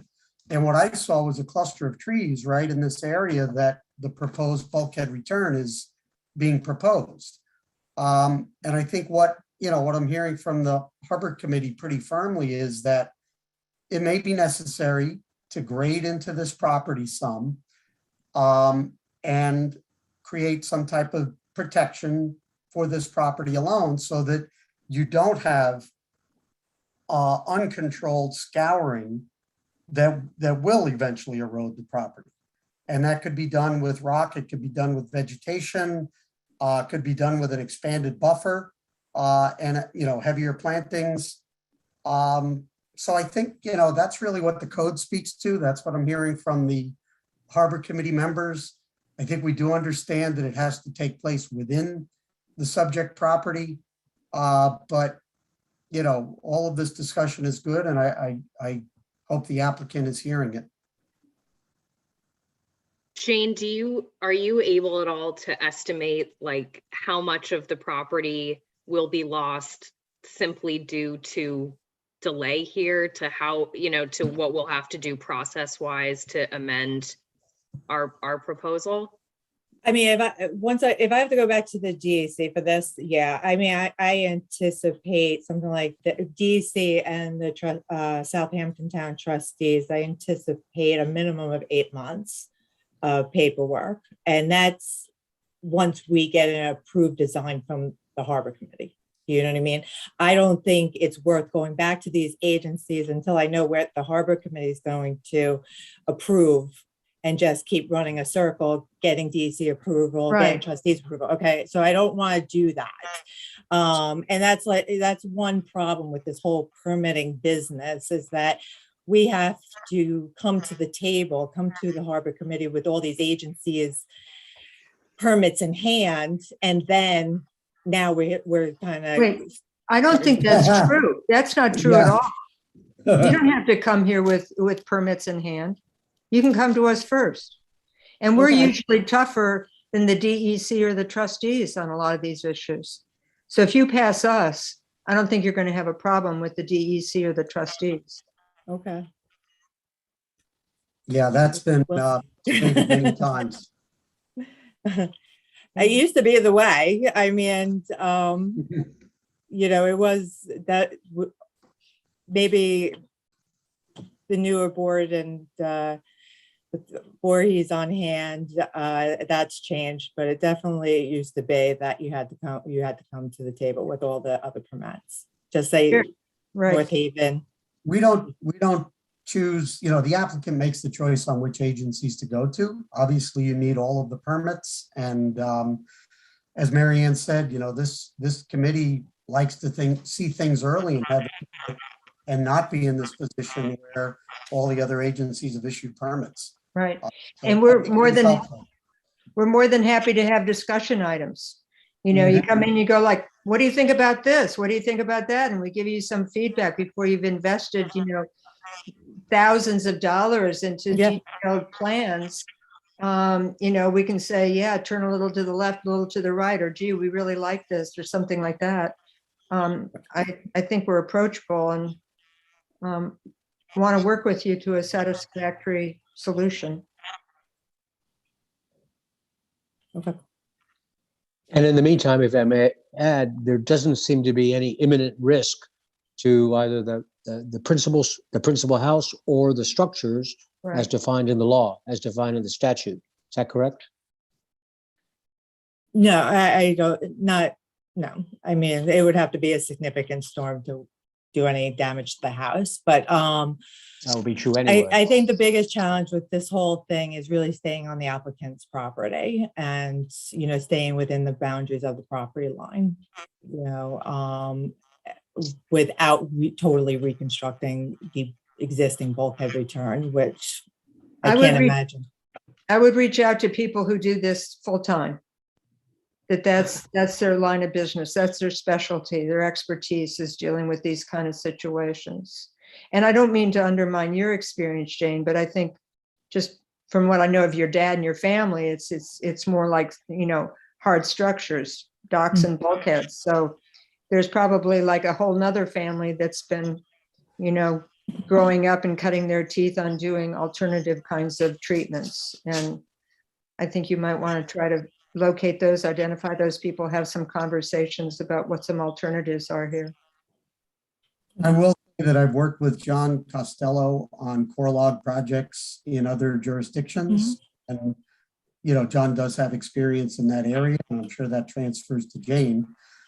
And, while it may not have worked on the shoreline on the neighboring property, that may be a very viable solution for this property, where you actually kind of extend from the bulkhead eastward along the property line, use core logs and maybe step them back and plant them heavily. And, I could see that providing a real good layer of protection.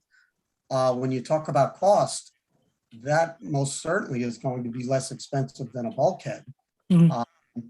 And it is a soft solution. I think that's what the code speaks to. And, it's something that could be put in pretty easily, something that I think this board would entertain and look to expedite, and would give you that protection. So, just throwing out ideas, but we do want to be helpful and proactive as much as we can and give you clear direction. Okay, we'll work on that, because the one thing that's kind of deceiving with this particular photograph that's up here is that all that core log that's there is no longer there. It's gone. So I think you said that the applicant had his landscapers put it in. yeah, I'm not even sure who he Yeah. got involved with that, So- Chick seems to think your dad does a bang up job, so I think. So you have to hire us. That's it. You did a real Okay. nice He knows what they're doing. You got it. So can I suggest we table this and you come back and tell us when you're ready to talk to us again? It'll be next month. Okay. Okay. Can I have a motion to table this application? I'll move to table. Thank you. Second? Second, Okay, all in favor? Aye. Right. Thank you. Thank you. thank you. Good night.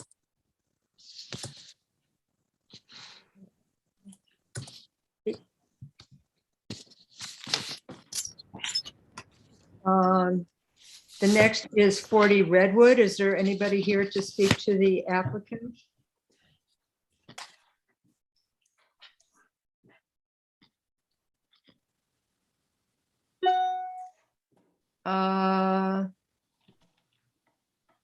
Is there, Doris, do you see anybody?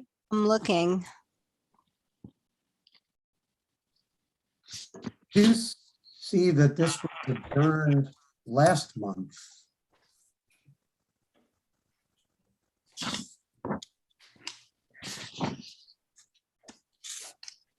I'm sorry, what did you just say? Yeah, I'm sorry. I see just in my notes from the last meeting in October, this was adjourned at that time. And there had been some prior requests. I'm just looking at some notes about buffer and drainage installations. So I'm just not sure. We didn't get any letters of adjournment that I'm aware of, but No, we in didn't. October. I thought we might have gotten, we didn't get anything, Doris? Why do I think I got a letter? from- I think we got something from them showing some additional Yeah. buffering on the property. I Could be agree wrong. with you. Let me check my Now I'm file. not finding it. It showed a very modest strip of buffering along one end of the property, as I recall. Well, now I'm not finding it. I am finding it for 100 Redwood, so I might be confusing those. If there's nobody here to speak to the applicant, to the application, why don't we leave it to the end of the meeting? And see. Call if it we again. can- Pardon me? Yeah, Call it again. So, yeah, call it again. So 34. Yeah, I do, by the way, Just, just, you know, just for the just- record, I do have a letter from October 19 Yeah, I was just gonna regarding say the this same wetlands thing. permit. I just So- found that, yes. And then there's a proposed buffer planted with bluegrass, fescue grass, actually, approximately 775 square feet. And it That's looks the like, only real change that I can see.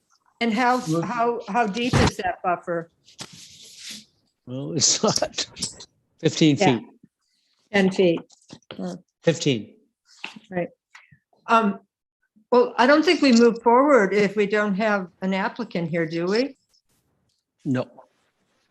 Well, I mean, the only new information you have is the letter of October 19th in the cover letter that says that 2 new pervious buffer areas are now proposed at the northern area of the property. So that's what we got. But, you know, I would think probably you'd want to adjourn at this stage, right? If the, you know, Right. I don't know if there's anybody else here that wants to talk to it, but if the applicant's not here. Right. was First Coastal. We had a lot of discussion about this and looking to improve the situation with this large parking area next to the marina and the bulkhead. Right. I think they could try harder. I'd like to see them try harder, but they're not here for us to tell them that. So let's leave it go. Maybe somebody will pop up. We have a couple of other pieces to look at. We have 34 Long Point Road. Is there anybody here to speak to that application? Yes, Michael Shannon from InterScience is here with Joe Waller from Stimson Architecture. How's Okay, everyone doing? good.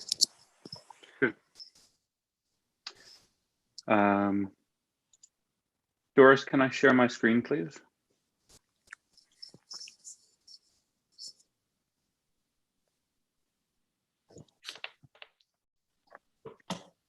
Mike, are there any new plans since September 3rd? Yes. Let me just see when I submitted the last set. Oh, 1022, I see. I'm sorry. Yes, yeah. Good. Okay. So following on the left, you'll see the new plan, and I'm going to go through the changes. And on the right is the previous plan that we have already discussed. Following the last discussion that we had, we have increased the setback of our elevated walkways by 18 feet up to 33 feet of one thing that was not requested, but we've decided to do this is to eliminate an area of deer fencing that is existing, and also we were previously proposing to just shorten the fence, but it's been completely eliminated, which was located to the north of the house.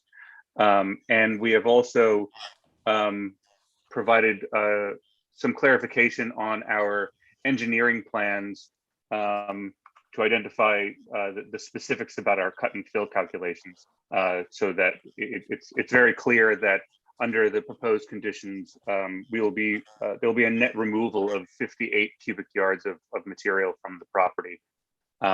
So that was something that Chick had asked us to make sure that we do. So the plans now all match what the narrative was that was being proposed. And one other thing that we have provided are 2 comparative buffer drawings.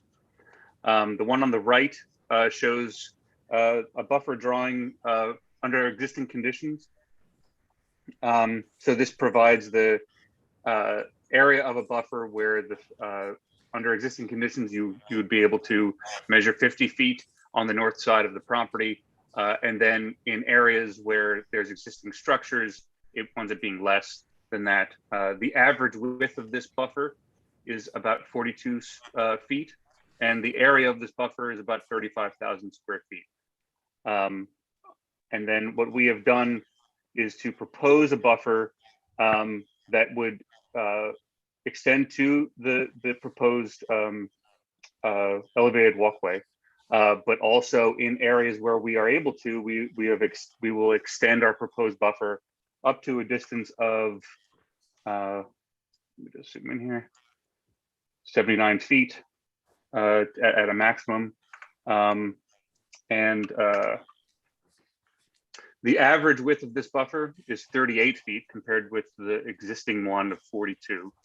And the area of this one, of the proposed one, is 31,500 square feet. So for the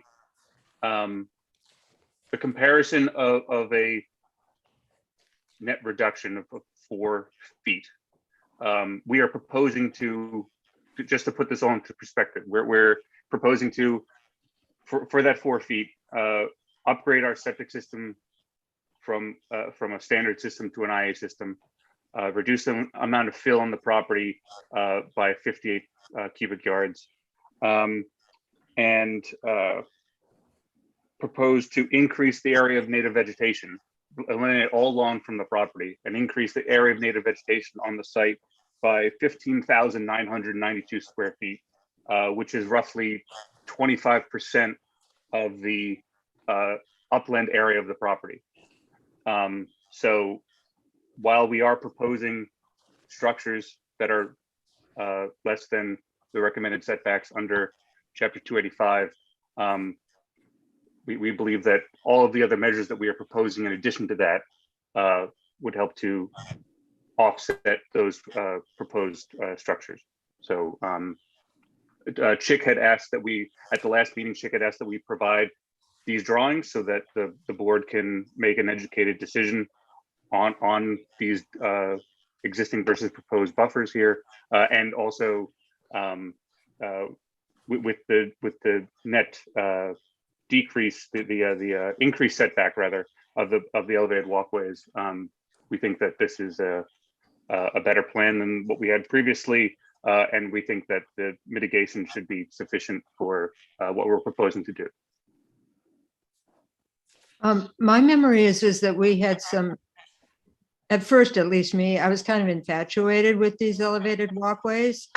And then I began to realize that they would be visible from the water and from adjoining properties, not adjoining, but, you know, contiguous properties or neighborhood properties. Mm-hmm. But you still have the elevated walkways. We are pulling them back behind a lot of existing vegetation. Joe, Doris, would you be able to allow Joe Waller to share his screen? Because he has some photos of the existing conditions that to show how tall the vegetation is and how dense it is in certain areas. Who is Joe Waller? Joe Waller is the he works for the landscape architect, All right. Stimson Architecture. So he's a good person for me to ask this question to. What exactly is the purpose of these walkways? Yeah, sorry, just making sure I was unmuted. Yeah, the intent of the walkway is to provide access between different portions of the property. So they're for movement through the landscape to connect different programmatic areas of the landscape. And you can't get there via any other way? I mean, there's no way to do this via some kind of at-grade normal walking path or something like that? We're proposing the elevated walkways in order to have a softer touch on the land, in order to not interrupt any wildlife habit and to stay above floodwaters through this zone. This area is low. So is it marshy? Is it spongy when you walk? No, it's not spongy when you walk. It's dry. It's dry. Yep. And on these diagrams, where is the walkway? Is it right at the interface between the green and the white on the right diagram? It looks it. Yeah, the blue line. Yeah. The blue line is the edge of the elevated walkway.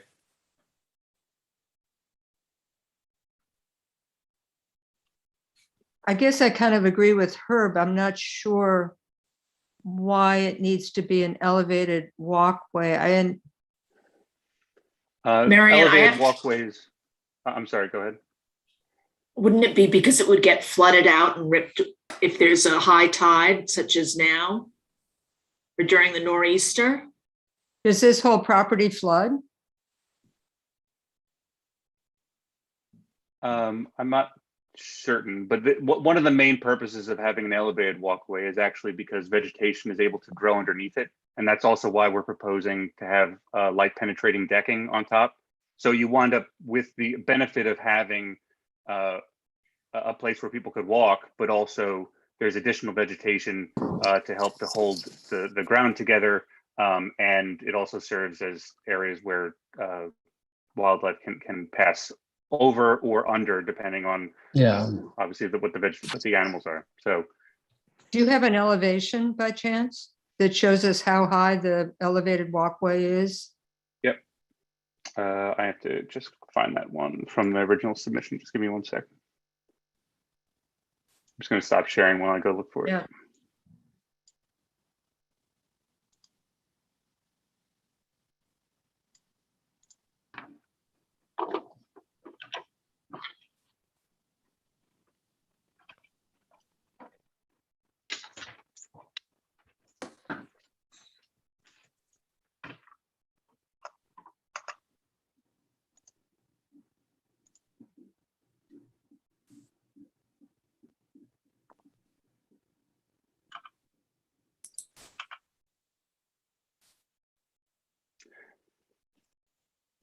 So the walkway will be 2 feet above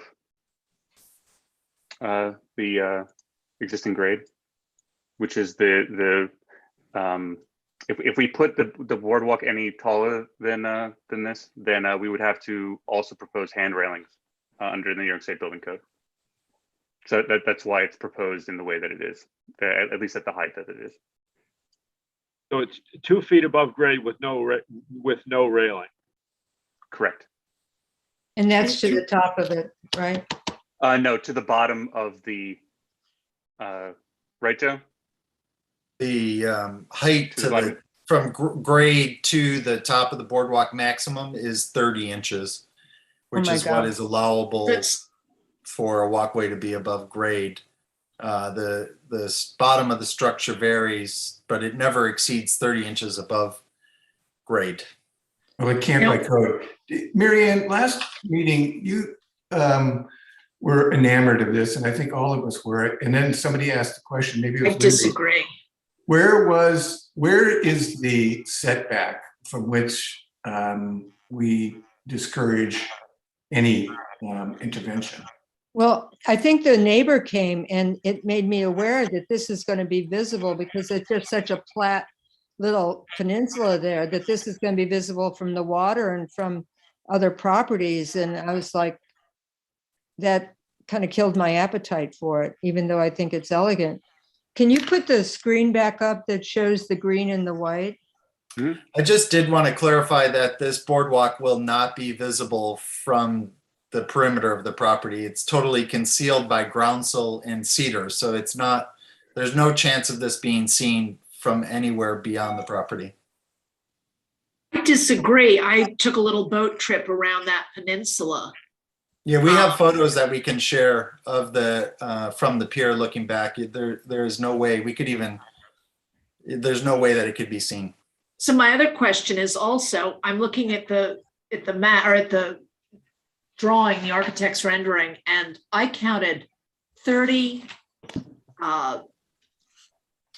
posts going into the ground just on one side. So it would be 60 pilings that would be going in and set in aggregate cement or something to hold them down. That's 60 holes dug in the ground to get these suckers in.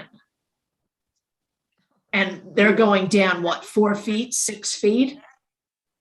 I can't help but think of the disturbance on this delicate piece of property. Yeah, it's a quite minimal hole. I'm not sure about your calculation of the number of Well, posts. if you're showing me that this thing is 30 inches tall, then you double it down, going down. It's a little lot. So even if it's 50 inches, that's 4 feet going down. And if this is done to scale, you're looking at 5 feet with your backfill and your aggregate base. What is the aggregate base? Is that concrete or is that just gravel? Yeah, aggregate is a natural occurring stone. What speaking as an architect and a builder, what would happen if you just didn't do this? It Right. seems to me that a lot of people are looking at this saying, you've got a beautiful piece of real estate, you've got a beautiful adjacency, and you've got nature all around the house. And you guys are probably putting in something that is dubious. It's like It a looks Coney nice. Island. It seems like when you make the argument, well, we're making this transparent decking, et cetera, I don't buy that. The intervention of what you're doing is not insignificant. And I get it. You do the kind of the stroll with your cocktail and whatnot. You don't have to get your feet dirty.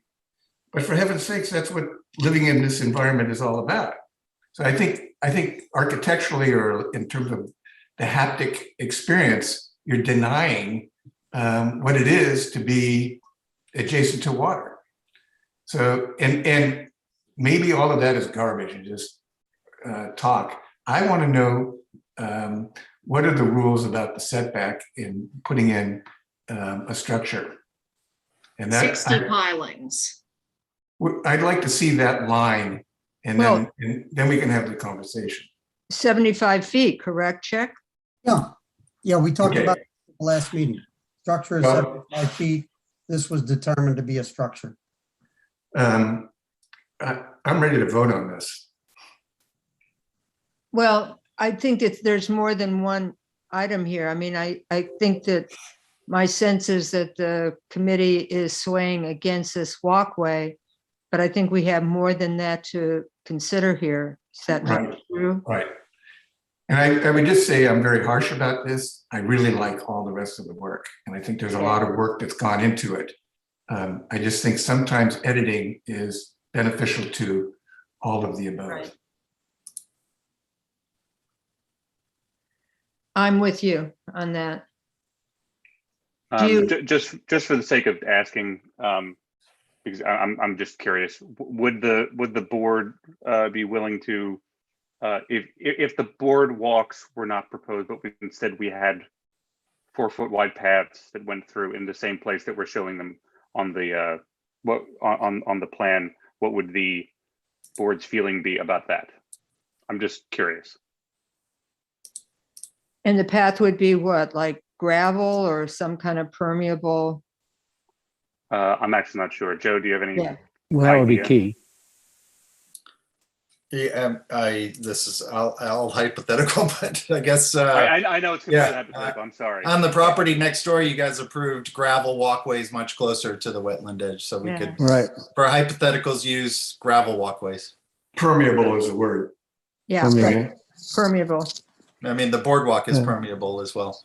No, Less impactful to the grade. that is, the that boardwalk. it is not, that is not true. A boardwalk is not a permeable structure. It is permeable. Yeah. Well- You may, Water is allowed to pass through it to the ground.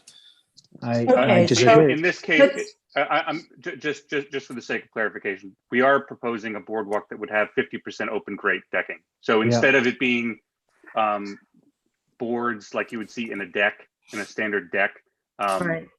it will be alternating planks, so set on their sides essentially, so Right. that there would be 50% open grate decking. You may as a be result of using that. permeable materials, but it is still a structure by any Correct. definition. Right. So Right. that's the point. So let me ask you, because you asked us a question. So along this blue line, if instead of a raised walkway, you had a 4-foot wide gravel pathway, is that what you're asking us?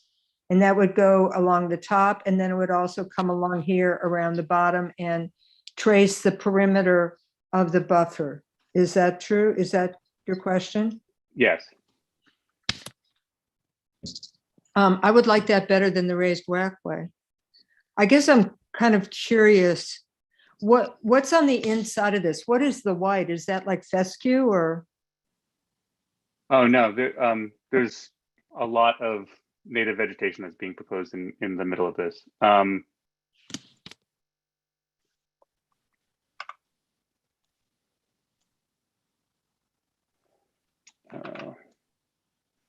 I think it's a beautiful plan. Yeah. Would you like Joe to describe some of the stuff that we're proposing to do in terms of what the plantings are? Well, Yes, please. yeah, and can you tell me, like, all the little crosshatch that almost reads gray, that's plantings, it's not grass, it's not, Yeah, everything's proposed to be native vegetation. As Mike said, we're proposing over 15,000 square feet of additional native vegetation beyond the buffer that we're proposing. So it's a pretty responsible plan that we're putting forward. All native vegetation, native grasses, forbs, trees, and shrubs. within okay, all so of now it. I get it. So then you want this walkway so people can walk Yeah. through and enjoy The it. walkways One big are garden. essentially the place that you're able to appreciate all of the natural beauty that we're trying to restore on this peninsula. So they are quite critical to the Right. client's willingness to give up all of the lawn, which is currently Right. their occupiable space. The boardwalks are now the place that you can move through the site. So there is an importance to these walkways. I would feel much more comfortable with this gravel, if you will, walkway describing the perimeter there. Other people, thoughts? I agree with that. I agree. I mean, yeah, I think putting up the structure is gonna do more harm than good. And yeah, I agree. Gravel would be a much better solution. If they even need it. It's a beautiful, I will say this again, it's a beautiful plan. Yeah. I I think that agree. you could also argue that an elevated walkway of any material in the wrong weather condition would be a liability. But I think in terms of just how you are dealing with the environment, a porous pathway would be something that we would probably support over an elevated walkway. Right.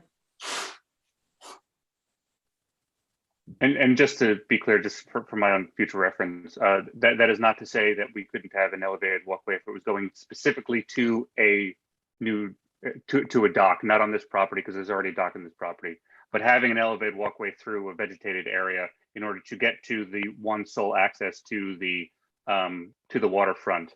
That is something that the Harbor Committee has approved in the past, and that is fine. In this case, it's specifically because the elevated walkway is in addition to that, and that's and also it's considered a structure and going Right. along with that also. But that is what the board's feeling is then. Yeah. Okay. Okay. So, So go ahead. I'm sorry. yeah, no, you go ahead. So you would need, this is a question, you would need a revised plan to show that we would not be proposing the walkway, that we would be proposing a path instead in order to have something to approve? Or would you, how do we proceed from here if that is what the board's recommendation is?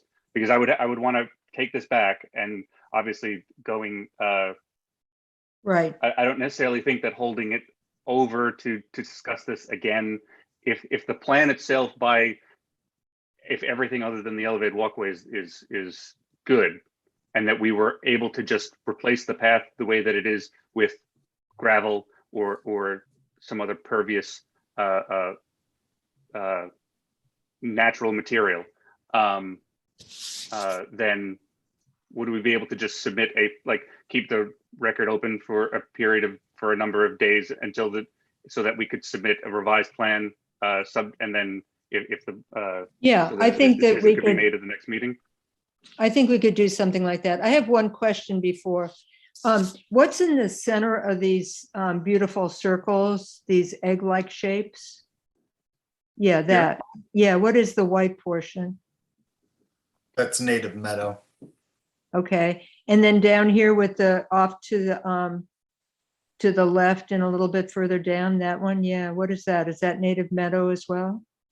that black, the dark stippled area, the hatched area, or the No, circle? the curly Q.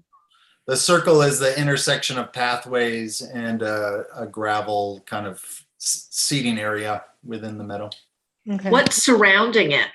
What type of vegetation, correct where your hand is, or the Yeah, cursor that's is? all a native meadow mix described in the plant schedule. And just could you refresh my memory as to what a native meadow mix is? Yeah, Mike, could you go to the next page? Do you have Sure. that next page available? Yep. So this is the PM call out here. So you could scroll down. PM. and zoom in. Yeah. So it's a Yep. mix of multiple native warm season and cool season grasses. As you can see here, we have Great. sedges, saltgrass, purple love grass. We've got the spartina, and then in other areas we've got big blooms, blue stem, broom sedge, blue stem, indigo, thoroughwort, goldenrod, panicum, the dune panic grass, little blue stem, and Indian grass. Great. And what's going on in the production garden? The production garden is intended to be vegetables as well as cut flowers. And So- it's just going to change from year to year, season to season, depending on what can be Mhm. grown at that time. And are those raised beds? They are raised beds. I feel comfortable saying, asking for Chick to write up a decision contingent on your submitting revised plans that just show a permeable surface pathway. What does the rest of the committee feel? I agree. I would just like to, again, say that I think Joe and Mike have done a really beautiful job. I agree. I know you're probably I want to upset. go see it. I just think it's really beautiful. Thank you. I know you're not happy, but Or is this The, something that we the leave- elevated walkways were going to be beautiful, Will. I know, but just think how much you're saving your client. They were going to be pretty amazing, but Yeah. well, yeah. Or is this Another something house.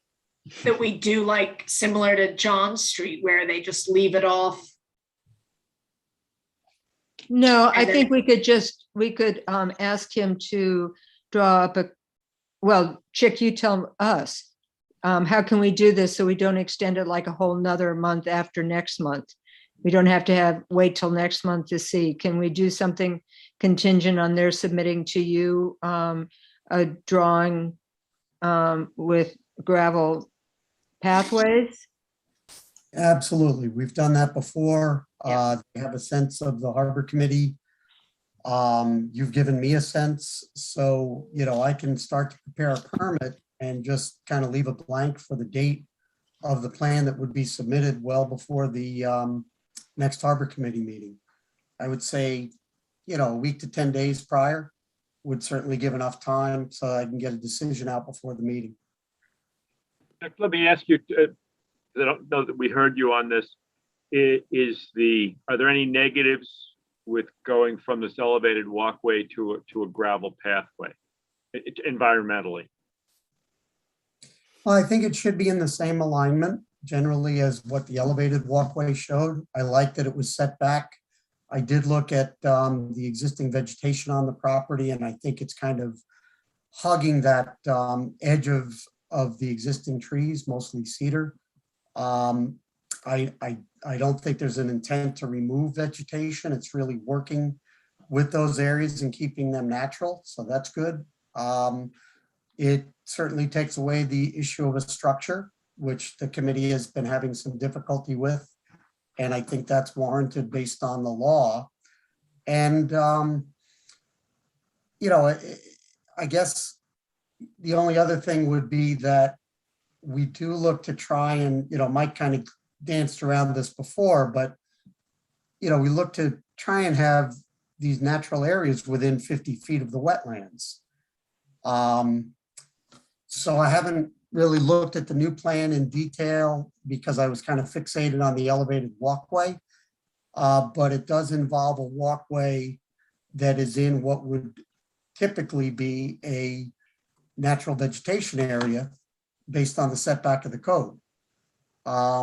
So let's just maybe focus in on that for a minute. I see 41 feet and I see an extended area of 79 feet. And we do know what the property is like now, and Mike is using kind of a buffer averaging concept, but we do have this walkway, you know, I see 33 and 33 feet 3 inches. Sorry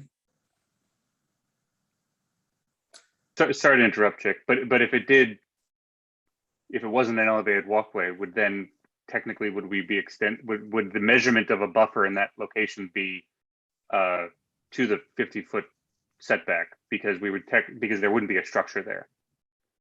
Right. I'm just thinking. Well, but the walkway wouldn't. I mean, the walkway isn't going to be a vegetated buffer. Whatever width of that walkway you have, if you talk about a gravel walkway, you can't count that as being vegetated buffer. Right. It would be right. It would just be vegetated on both sides of it. So, when you have, right. But I guess that is part of my question. It would be whether that would be, or if what we're showing is, yeah, I mean, normally with a vegetated buffer, unless you have a path going to a dock or a path going to a permitted structure, you wouldn't put something through the middle of the buffer. In other words, okay, there's one path to go to the beach. We normally don't have a horizontal path through the buffer, not horizontal, but parallel to the beach. So this is a little different, and I'm not saying I'm against it. I'm just saying it is sort of a different calculation than we normally do, where the path, one path or two paths are from, for instance, the house to the beach or the house to the dock. Right. And I don't think we want to make the gravel pathway discontinuous just so we can tap into more of those and count it as buffer. I think that's kind of an artificial, manipulation of the situation. I think everything you have on there is pretty much native buffer, isn't it? Except for the gravel. That was going to be my next point. Yeah, because of the additional 15,000+ square feet of native vegetation that we're proposing. Essentially, the entire property is going to be native, except for the production garden and I mean, so a little gazebo, right? Right. So I really think the committee has the latitude to look at that. Right. There's the section of the law that says you can impose less than the recommended setbacks if you determine that, number one, you have the average buffer. Just going to an all natural property is achieving that. Yeah, let's not argue. And it won't impair the capacity of the wetland and buffer to provide essential wildlife habitat characteristics. Mike hasn't talked about these specific parameters, but that's the area that we're looking at, is less than what would typically be required, but offsetting it with an analysis that it doesn't trigger any of these issues and would support the committee agreeing to something less than what would typically be required. But I think also the buffer is not any less than it is now. It's greater than it is now, even considering the gravel walkway, I believe. It Agreed. would be helpful. We're looking at the property as a whole. This plan really highlights the setback to a path or an elevated walkway. But if you look at the natural restoration, with the meadow grasses that Joe spoke of before, really the whole site is going to a natural. Right. It'd be much better in terms of habitat, much better in terms of removing lawn area that could potentially be fertilized and doesn't really provide the habitat. So, I see quite a lot of justification and improvement. Yeah, I think we should stop and be happy. One thing, one item, I think we need to quantify the square footage of what you have here in path, so that it doesn't get massaged some way that is then completely out of order. So I would like to see a number, and you probably already have the calculations of how many linear feet of wood path, elevated path you have. Oh, yeah. I was just calculating to figure out. So we have 297 feet of elevated walkway. 297 times 4? Correct. Is it 4 feet wide? Yeah, 4 feet wide. Yeah. 400 square feet. Yeah, 4 feet. Let me just measure in my plan real fast.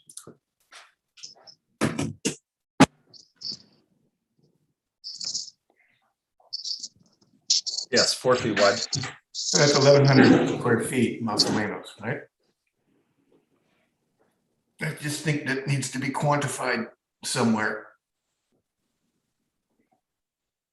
The area of the pathways.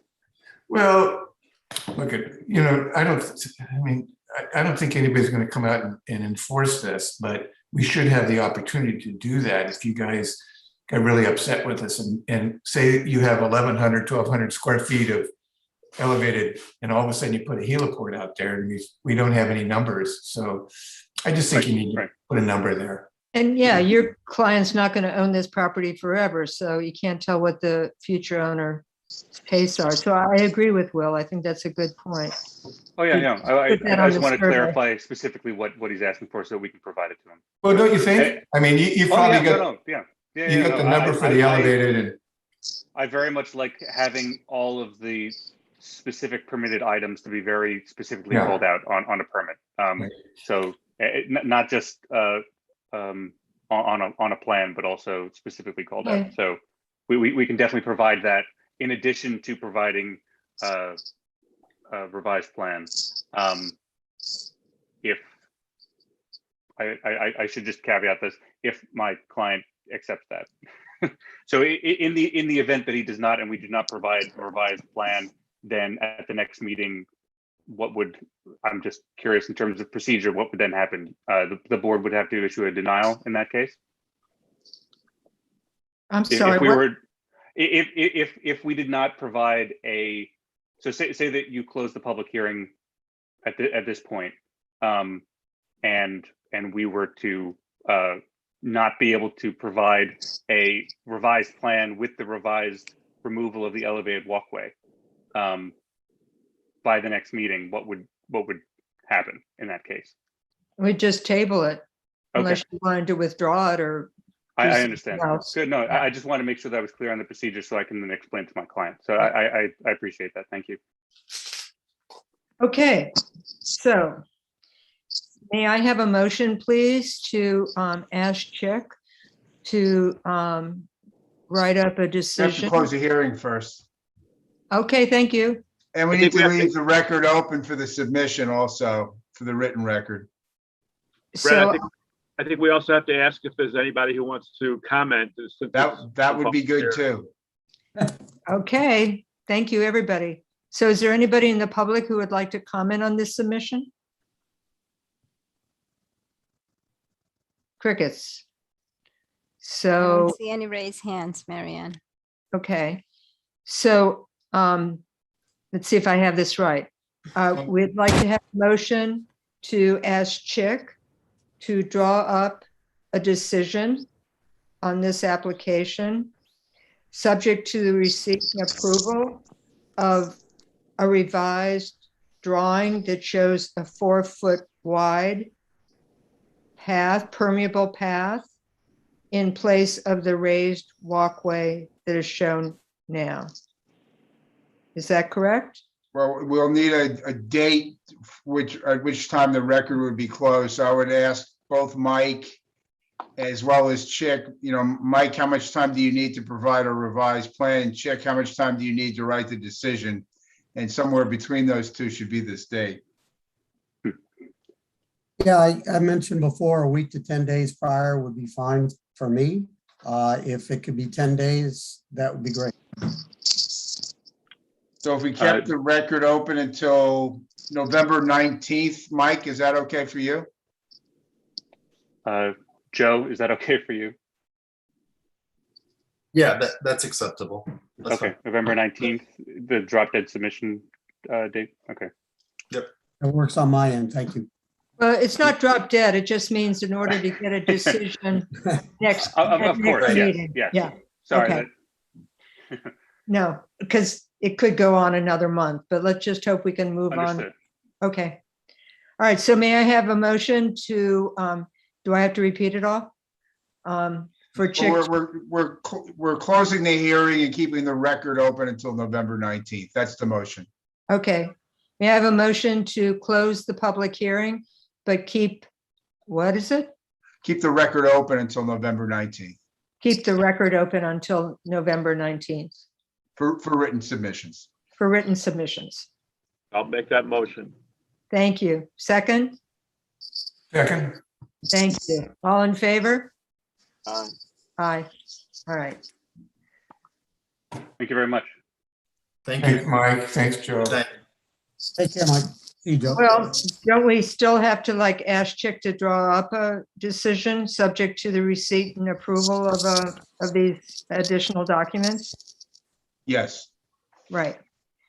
So may I have a motion to ask Chick Voorhees to draw up a decision on this application subject to the receipt and review by November 19th? I'll make a motion. Thank you. Second? I'll second. Thank you. All in favor? Aye. Did I hear ayes? I didn't hear ayes. Aye. Okay, thank you. All right. Tough crowd tonight. We'll add this to the next meeting for the record is December 2nd. Second, right. Thank you. Okay, so we're now moving on to new business. And the first one up is 16 Notre Dame Road. Is there somebody here to speak for this applicant? Yes, Mike Shion from InterScience, together with Alex Bluedorn, who prepared the plans. Okay.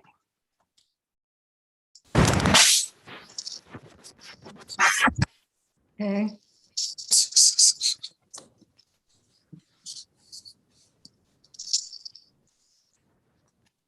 Alex, are you there? It looks like you're on mute right now. Yes, I'm here. Okay. So this, okay, I'm here to present, but do you guys need to open the public hearing or do anything like that? Oh, yeah, sorry. Thank you for reminding me. No, it's fine. No, may I have a motion to open the public hearing on 16 Notre Dame Road? I'll make a motion. Thank you. Second? Second. Thank you. All in favor? Aye. Aye. Aye. Okay. Okay, Mike, it's yours. Okay.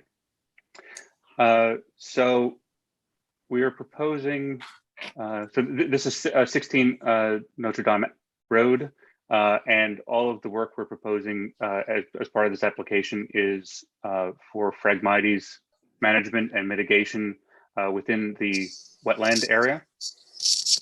So Alex has prepared a plan to show the areas that we will be planting back after we do a series of cuttings of Phragmites. And I have also submitted a Phragmites mitigation narrative that provides very specific details about when cuttings would occur and the height of which that we would be cutting the Phragmites to.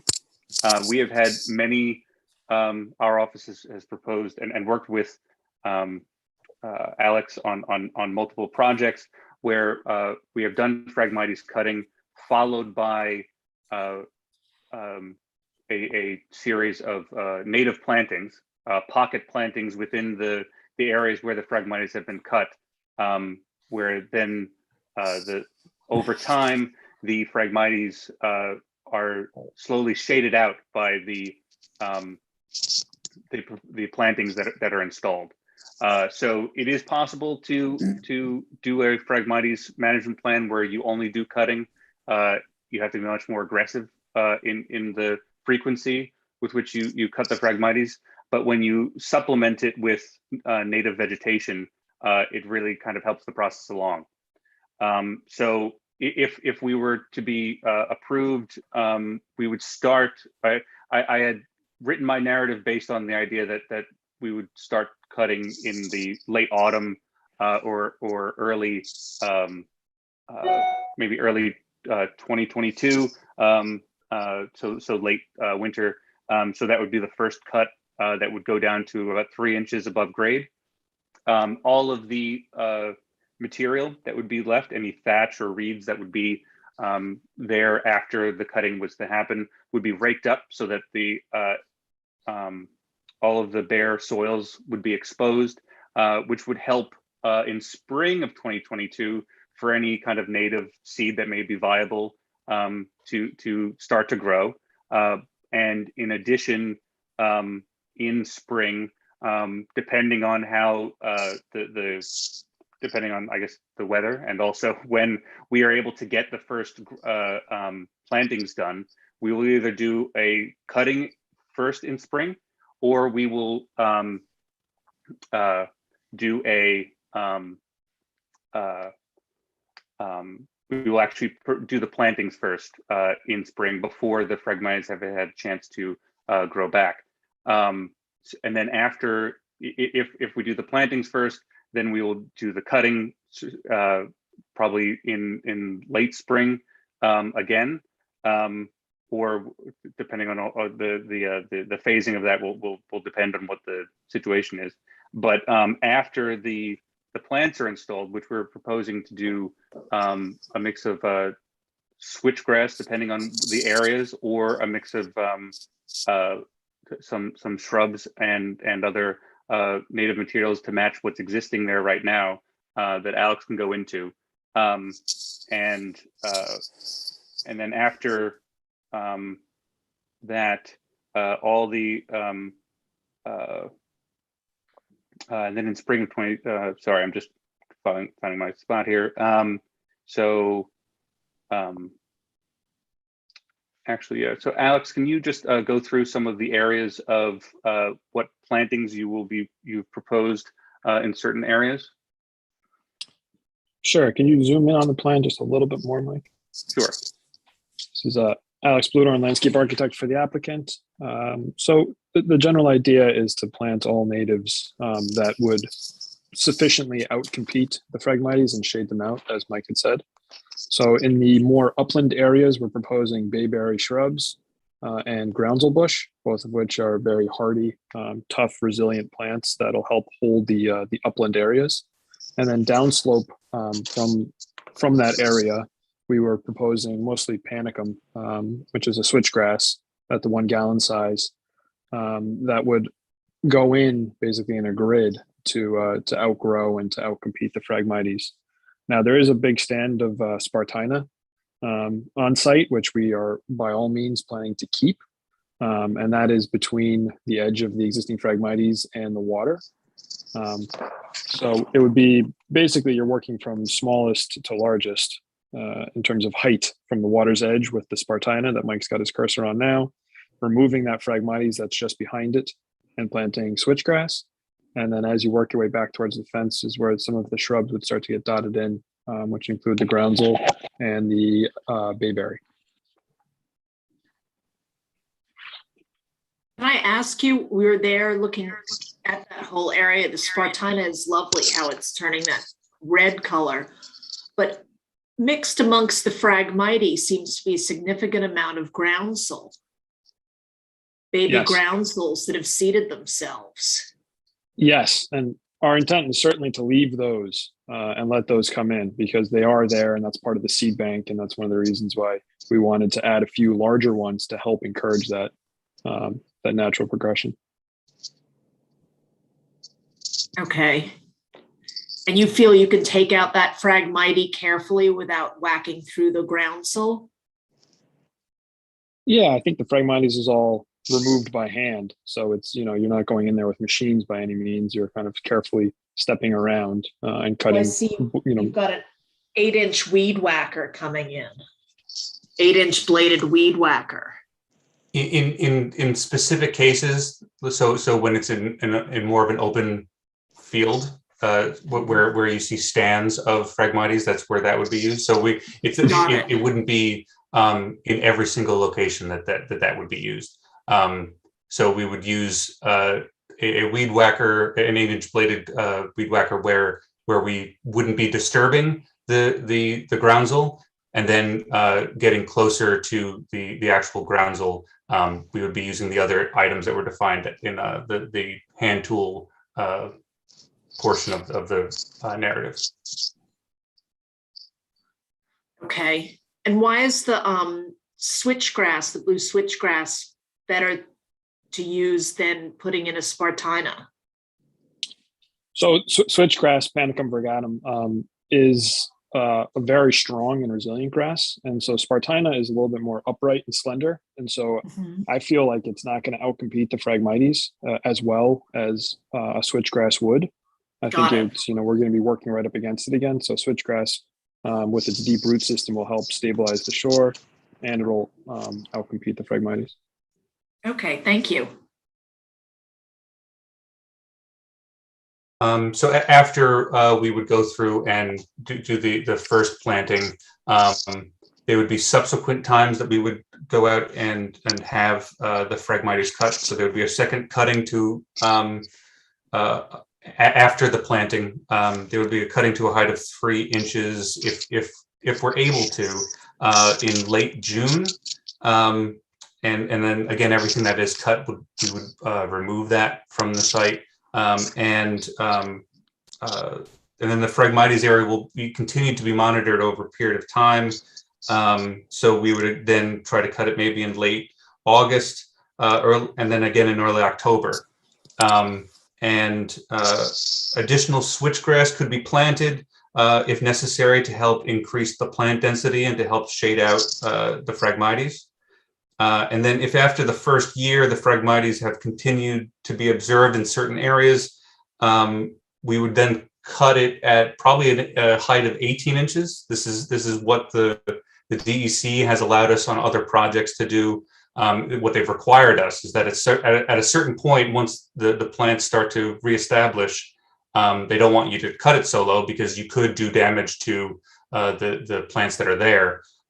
So you would continue to monitor it and cut on the same kind of schedule. So late fall or early winter, and then again the following year in early spring, and then in late June, late August, and continue until you see that the native vegetation has kind of beat out the Phragmites. And we've done this on a number of other occasions, and they have been very successful. Right. Chick, what do you think? Generally, I think the plan is good. I did want to make a couple of observations and just had a question for Alex and Mike. Is there Phragmites properties adjoining this site? Yeah. There are, yeah. Yes. And so what provisions would be made to ensure that that does not reinfest the subject site? We don't have anything specific in mind for this project, mainly because I was not sure what the DEC would allow us to do. I have not heard back from them yet with comments, and I was hoping to be able to speak with their reviewer on the phone, which I have not been able to do yet, because they have been, while they have been approving cutting management plans, they've been kind of hit or miss on proposing things like root barriers or other types of things within a wetland area. So I would need to speak with them before I would even think about proposing anything like that. I do know that one of the neighbors has actually gotten in touch with us and said that they love the idea of this happening. Do it on other properties. Right.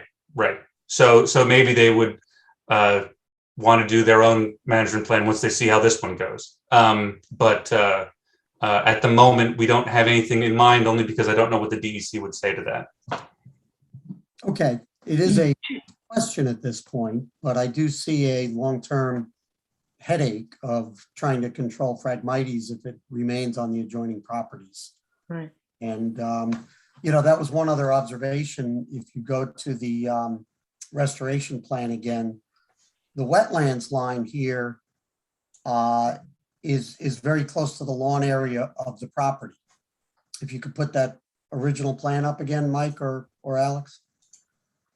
Yeah, that green dashed line is the wetland line. So that kind of leads to my, next question, and that is that there is bayberry proposed within what is designated as wetlands. Are you seeing bayberry in those areas? Because typically that would, not be as resilient within a wetland area. Yes, Chick, there are a few stands of, there are a few pieces of bayberry close into where those cedars are. So thought was to just add a few more in there to kind of help that grouping along. And the same thing goes on the left corner of the drawing. There's a stand, a small stand there as well. Okay. Yeah, I mean, sometimes you'll see it intermixed. I think InterScience, Mike, did you flag the wetlands on this?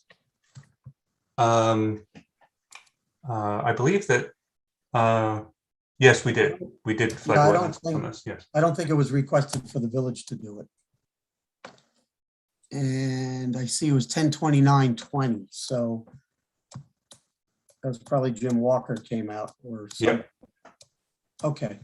So, I mean, I'm sure it's a good line. I have been to the property, but we do accept the lines from InterScience, so that's good. Otherwise, I do feel that it's a good plan. It does look to retard the Phragmites and have that be outcompeted by native vegetation. I think it's great that there's Spartina within the property, because I would hope over time, if the Phragmites is controlled, some of that seed bank from native wetland species will come in and start to also dominate within the Phragmites controlled areas. So it's a long-term plan. These are always difficult. But I think the approach is good. We've seen this used successfully in other areas.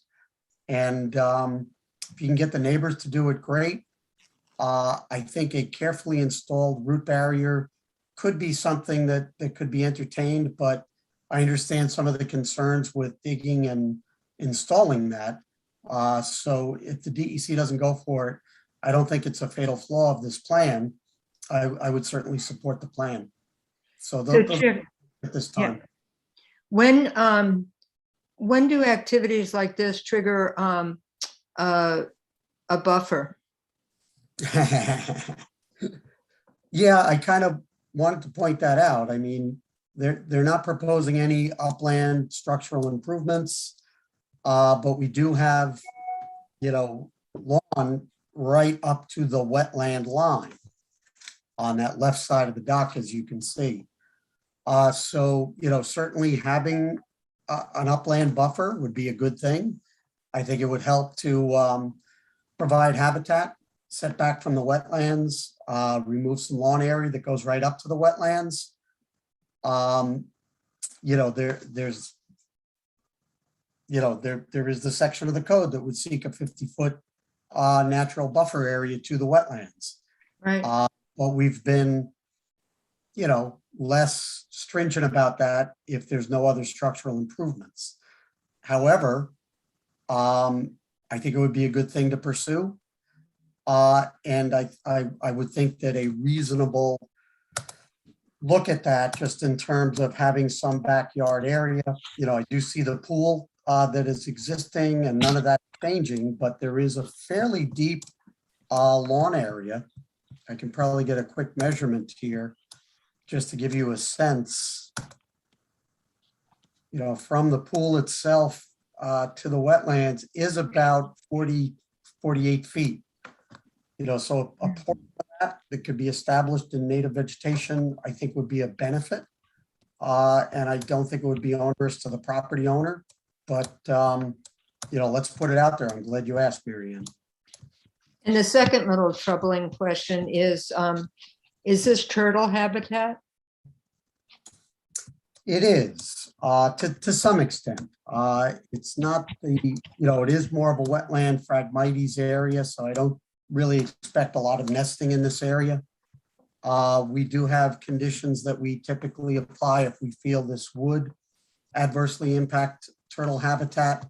If anything, it could, potentially improve the habitat. But in the Phragmites, I don't think it's really optimum at this time, so. So I didn't know that. So turtles won't nest in a Phragmites grove? I would not expect it.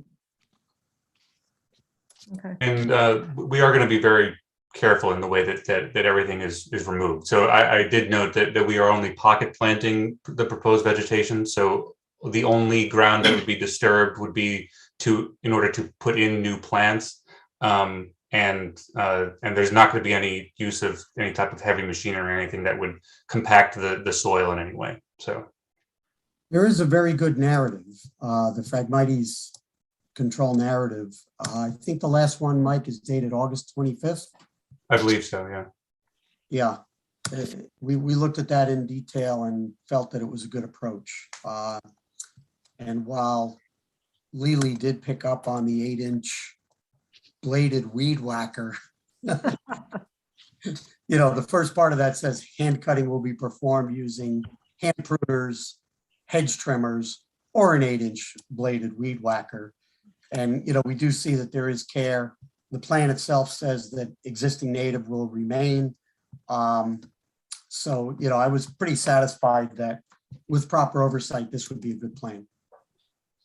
Chick, I think you bring up a good point about native upland plantings. I think that we've allowed people to cut back their Phragmites and not triggered the buffer. Is that not true, Chick? Sorry, I was Fred? saying one other thing. Could you repeat that, Marianne?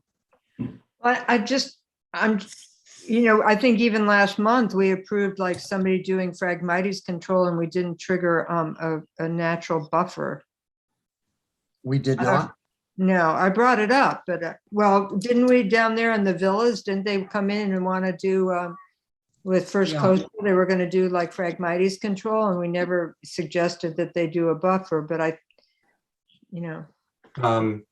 don't have specifically what the width of that the code would say, but I did have a question about whether we could add some additional vegetation along the native vegetation along the edge of the fence.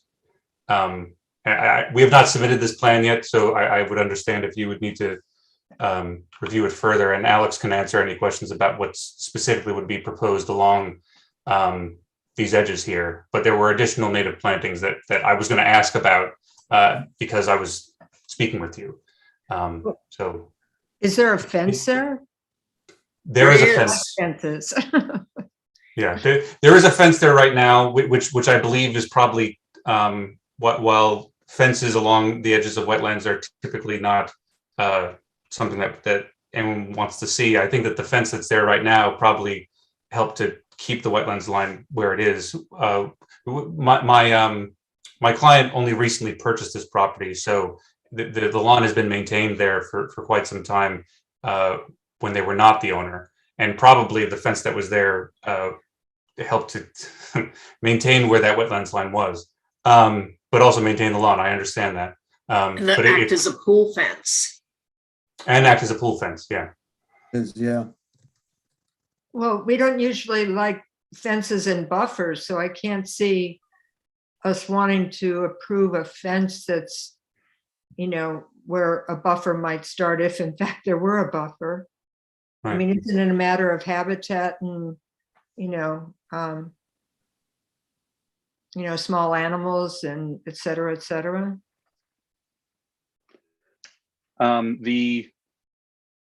Right now the fence exists. So, and it has been in existence. We're not proposing a new fence. We would just be, what this plan is showing that's in front of you right now is just, in addition to doing the Phragmites management we would want to also propose additional native plantings on this side of the property. So Right. that was really what I was asking. Well, generally, we don't, the rules are there's no structures within 75 feet of staked wetlands, and a fence is a structure. Right. Because we had issues with that on John Street. What was it, the next house to 8 John Street, 10 John Street? They wanted to put a certain type of fence up. And that Right, was but we are not stayed. proposing that the fence has been, I believe that the fence has been there since prior to chapter 285 was adopted in its current form. So unless you're going to, and I'm only, this is a question, I guess.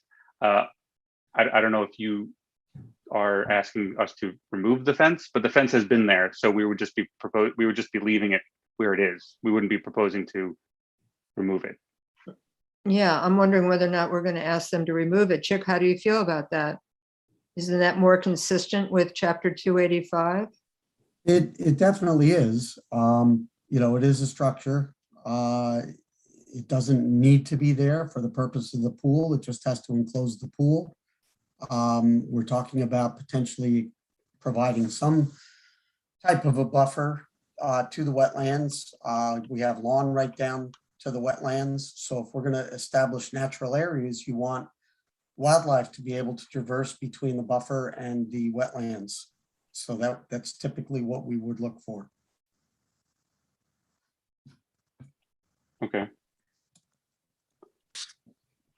So you would look for that as part of the Phragmites mitigation plan that we're proposing? Yeah, I would suggest that, if you are looking at native plantings, we would definitely encourage that and potentially require it. So providing an upland buffer strip and then not having the fence go within the native planting areas would be the best approach. Okay. Do you have a recommended width that you would be searching for in terms of that buffer? Well, again, the committee is able to either increase or decrease that buffer since nothing exists now. And I think there is a recognition that, some rear yard area, would want to be maintained certainly by the homeowner. I don't know, Mary Ann, I hate to throw out a number. Go ahead.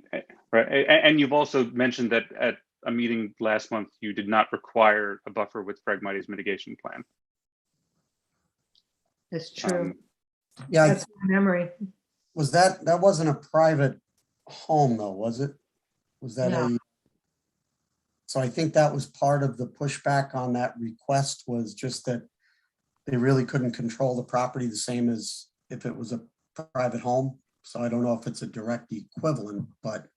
Those were at the condos. Right. So it's common area. It was just a more complicated situation. I do believe that we have approved it in the past without it triggering the addition of a buffer. And since Phragmites is something that we do, removal is something that we are in favor of. I wouldn't want to attach what some people might think is a penalty to doing that. And Mike, you had said that you had asked about adding plants anyway, which I think is great. The question is, what about that fence? Right, I would have to ask my client about the fence specifically. Essentially what we're proposing here is something that we thought was environmentally beneficial. And I completely understand what the code's requirements are. But we were not looking to do anything structural. We were not looking to change anything other than improve the property by removing an invasive non-native species. Right. My suggestion would be, again, since you were planning to improve the planting, anyway, that rather than, rather than our, giving you a specific number of feet or something of that sort in terms of increased buffer, that you suggest some plantings which would increase the buffer. I mean, if that was, if moving the fence back was included in that, that's, that certainly would be a benefit. Reducing the amount of the current lawn, to some extent. I think that's for you to sort of propose. I think it's a good idea. And I think that, I mean, it's just, you might even think about it not as a straight line. I mean, people just do like a straight line. It's like a buzz cut, but you can also do like plantings, native plantings in a more curvaceous way that sort of rounds out the bottom of this yard, possibly. But I could add, looking at the photograph, if we look at the 12 Notre Dame. John, we can't hear you. I'm sorry. If you look at the properties on either side, their lawns are shorter. Let me put it, if I can use that term, as opposed to 16. So if you move back the lawn line to match the adjacent properties, that would be, I think, a reasonable, reduction in terms of, increasing the planting at the, instead of lawn of some type of native. Hi, this is Amy and Evan Wildstein. We're the homeowners and just listening here. Can you show us what it is that you're talking about as far as the lawn line relative to the neighbors? I'm looking at an aerial photo. It's I can't show it on the. Yeah, I'll bring one up just give me 1 second. And I do think that that fence should probably go. What do you guys think? I mean, we don't allow fences in other situations. It Right. doesn't allow wildlife to traverse back and forth. Chick? Yeah, it's exactly what I said before, Lily. Yeah. The neighbors on both sides actually have them as well. Like it's sort of a consistent with the neighborhood. Yeah, and we have the existing fence on the property to the north shown, and I will show that in a second once I have the aerial up. Maybe those are all illegal and they've been put in afterwards illegally. I don't see how the pool would have been approved without like safety fencing. As I understand it, it's been there since the pool. So does it doesn't just go on the seaward side of your lot, but it comes up along the sides as well? It totally Yeah. encloses your yard? Correct. Okay, so just first, so this is the fence that I was just mentioning before on the property to the north. And then the aerials, the orange is the subject property.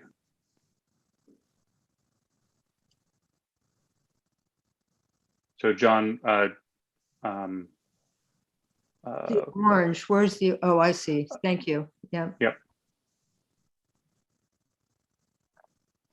If anything, it looks like it is further from the water line than the neighbors on both sides. Wasn't it kind of continuous as it sort of snakes around the neighborhood? It looks continuous. Yeah. So is that a gunite pool that's there? It's not, no, it's a liner pool, but with a masonry retaining wall. So what I'm. How high is the wall, if I may ask? I mean, in other words, what is the elevation? 3.5 feet, 4 feet, 3.5 feet, 4 feet. Yeah, just that on mean- the water side, and then Four- it's it's 4 shorter on the. I'm sorry, Herb, sorry. But it's 4 feet on the water side? Not continuous, no. Well, because 4 feet would meet the code for pool fencing. This is Mike Zelensky. I'm an attorney for the applicant. The fence that runs along the back property line and the side property lines is the pool barrier code fencing for the property that is required for the property and has existed for the property since the pool was established, which predates the effective date of the code. So the fence is a requirement. The pool height does not reach such a level that it would not necessitate a pool barrier system pursuant to New York State Fire Prevention and Building Code. All right, Property thank you. Maintenance Code. Got it. Thank you. Okay. Okay, so where are we? I think there's a feeling that the fence stays. The fence has been there for a long time. It's part of the pool enclosure. It's continuous with what the neighbors have. I think we'd like to see some plantings, some native plantings down there, maybe not a straight line, but something just sort of soften, because right now that probably fertilized, irrigated green grass, all that fertilizer is going straight into the water. And when it's in the water, then it fertilizes algae, just like it fertilizes the grass. So if you put a buffer there of native plants, they will suck up that fertilizer, and at least some of it, and prevent it from cascading into the water or cascading and fertilizing the Phragmites, which you don't want them to come back. Also, no reason to put fertilizer on it anyway. There's enough nitrogen in the water to provide the nitrogen the lawn needs. Yeah, the clients are interested in water. They're interested in water quality, so that lawn is not fertilized, and we 100% get the goal of protecting the water body, which Okay, is part of the good. reason why we're doing all that switchgrass. Good, okay. Great. Any other questions, or are we sort of moving here towards a decision?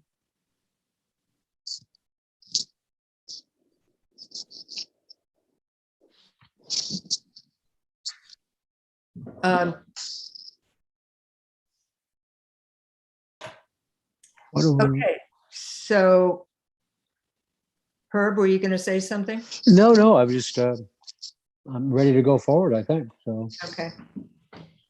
So what would you like to go forward with, Herb? Let me put you Well, on the spot. Well, it seems like we're leading toward a resolution of approval on this, or a motion to approve the Phragmites removal plan, so. Right. And a little bit of upland vegetation. Yeah. I mean, especially around that dock area, that would calm that down. Or look more natural. Okay, so I don't think we're going to give you a number. Okay. And I think if you come back and you don't give us anything, we're not going to like deny you a permit.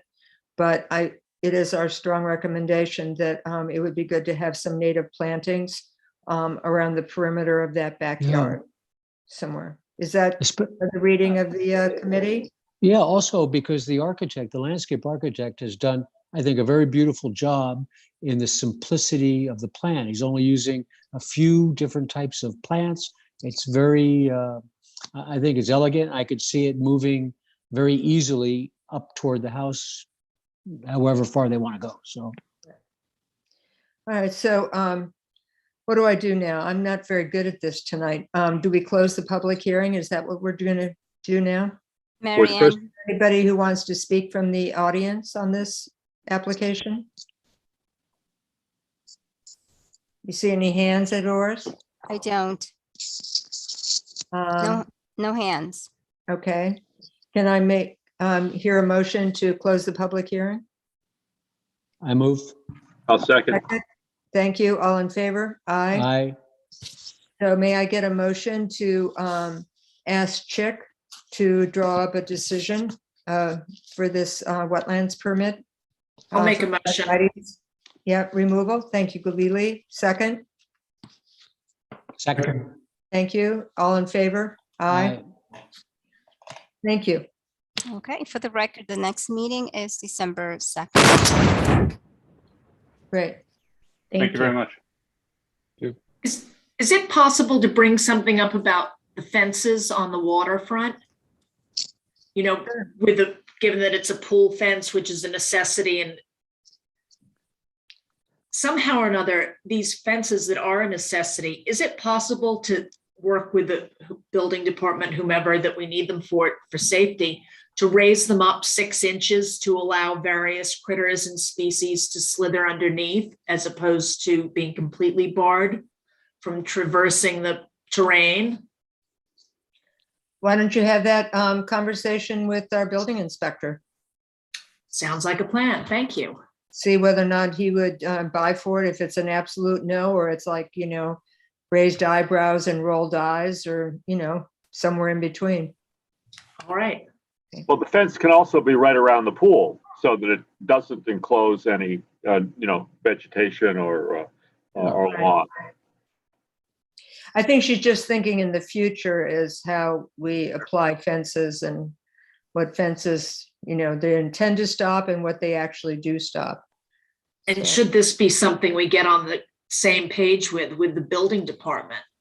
Right. Regarding fences in the wetlands? Correct.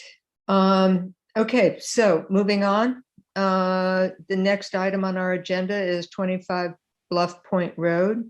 May I have a motion to open the public hearing? I'll make a motion.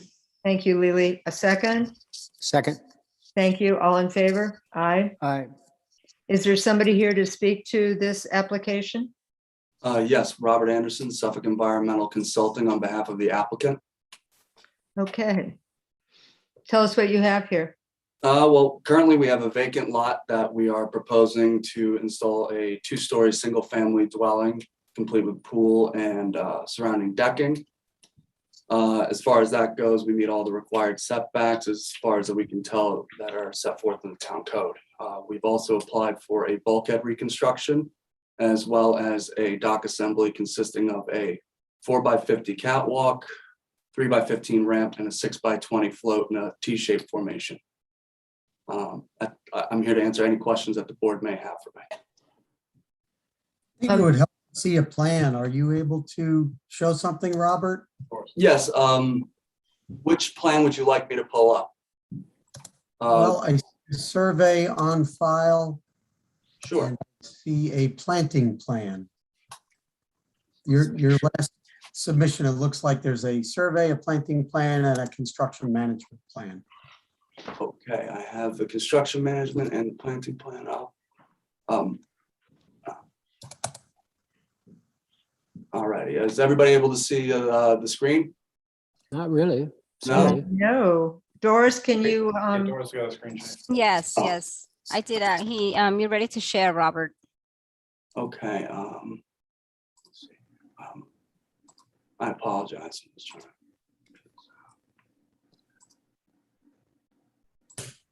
Okay. So let me bring up the planting plan first. I'm sorry, I don't believe I actually scanned through the survey. Let me see here. Are you doing a bulkhead? Yes, I am. Yes, we are. Hard bulkhead? Uh, What other kind is there? we're doing a typical Navy style bulkhead, complete with Why? to protect upland portion of the property from any kind of erosion. We've historically had a bulkhead on the site since, from what I can tell, between 1960 and 1976 was when it was installed from the aerials I have available to myself. I would like to see those. I walked the property and I didn't walk all the way down to the water line, but pretty close, and I saw a fence. Is that fence what you're referring to as a bulkhead? Yes, it is a bulkhead. If you inspect a little bit further into there, you'll see the remnants of steel tie rods, dead men, lay logs, as well as other structural features. That is the bulkhead that I am referring to. And are you going to remove the native vegetation that's in front of that? I would need to make sure that all the structural components are intact. As far as further landward, we're going to try to preserve as much as we can while restoring what has been disturbed after the fact by putting in a range of woody to herbaceous plant material. So Chick, did you go down there and see this fence? Because I sent a picture. I saw your picture and that was helpful. I'm doing field work on Friday. I did not get there before this hearing. I did see the picture and then I'm looking at an aerial photograph and there is, well, first of all, it's a vacant piece of property. The good thing is that it meets the structure setback and the natural buffer setback. But there's quite a bit of overgrown and natural vegetation. And just looking at the aerial, the bulkhead is not a very pronounced feature. Can you show us the picture? Because to me, it didn't look like a bulkhead at all. It just looked like this random fence that was there because it was like almost chest high on me from the ground up. Yeah. I'm sorry, for some reason, my computer is not allowing me to rotate my images for you, but I'm opening a separate PDF, so I'll Okay.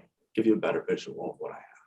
Marianne, just for clarification, is this a single application, both for the structure and the house, Yeah. as well as for the bulkhead? It's part of the Yeah. same application? Yeah. I think I'd like to get onto the neighbor's property to get right on the water to see what this looks like, or access it as opposed to, going through the bushes.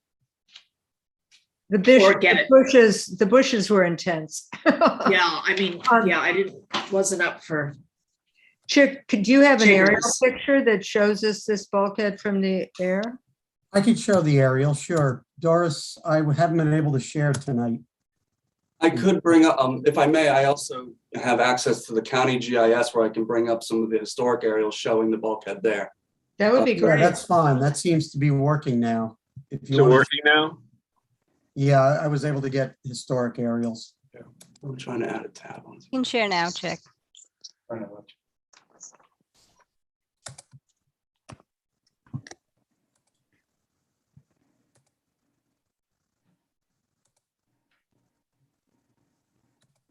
My cursor's not coming up with anything. I apologize. Oh, here. Here we go. To bump Robert, sorry about that. Oh, don't worry about it. Yeah, so this is the current condition of the property. This is the area that we're talking about. I agree, looking at the neighboring properties would be helpful. There's certainly not appear to be a bulkhead on the property to the north. There obviously is a lot of structure on the property once removed from the subject property. And this appears to be some sort of a Navy style bulkhead.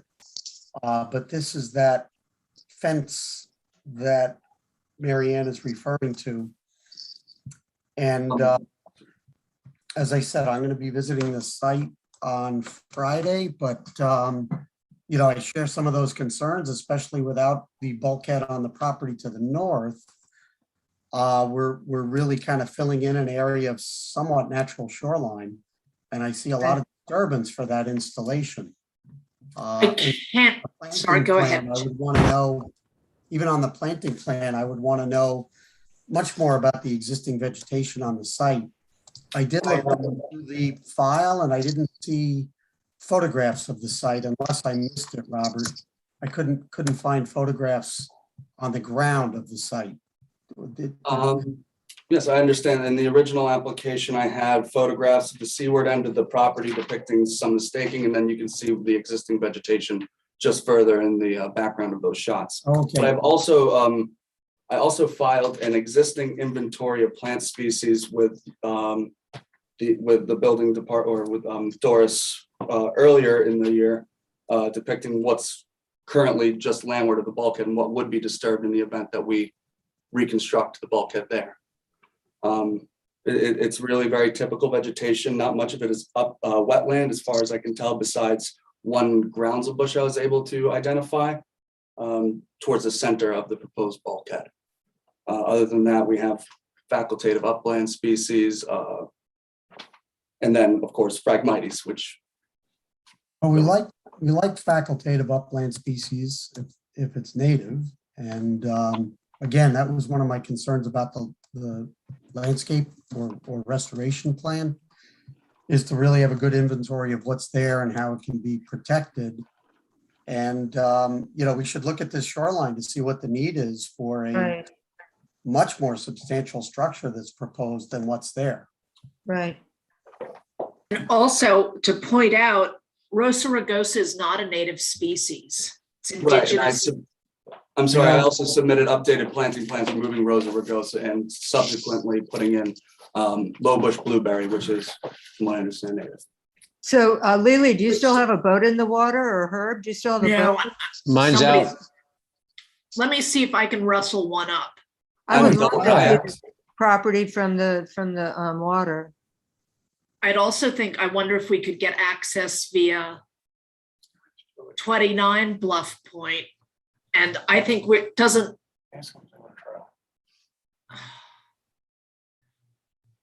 I know the person who owns 17 Bluff Point. But Well, with kind of all due walk, respect, if you start pulling apart, if looking at that aerial and removing the native species along the shoreline, that's like creating a little beach there. I'm not proposing any kind of disturbance landward of the bulkhead other than the dock that's being proposed. Yeah, The but disturbance so you're limited to going piles. seaward of the bulkhead. Mm. I mean, you're gonna have to rip that all up. I'm planning on, a replacement would involve putting our materials just directly landward and then removing the original structures subsequent.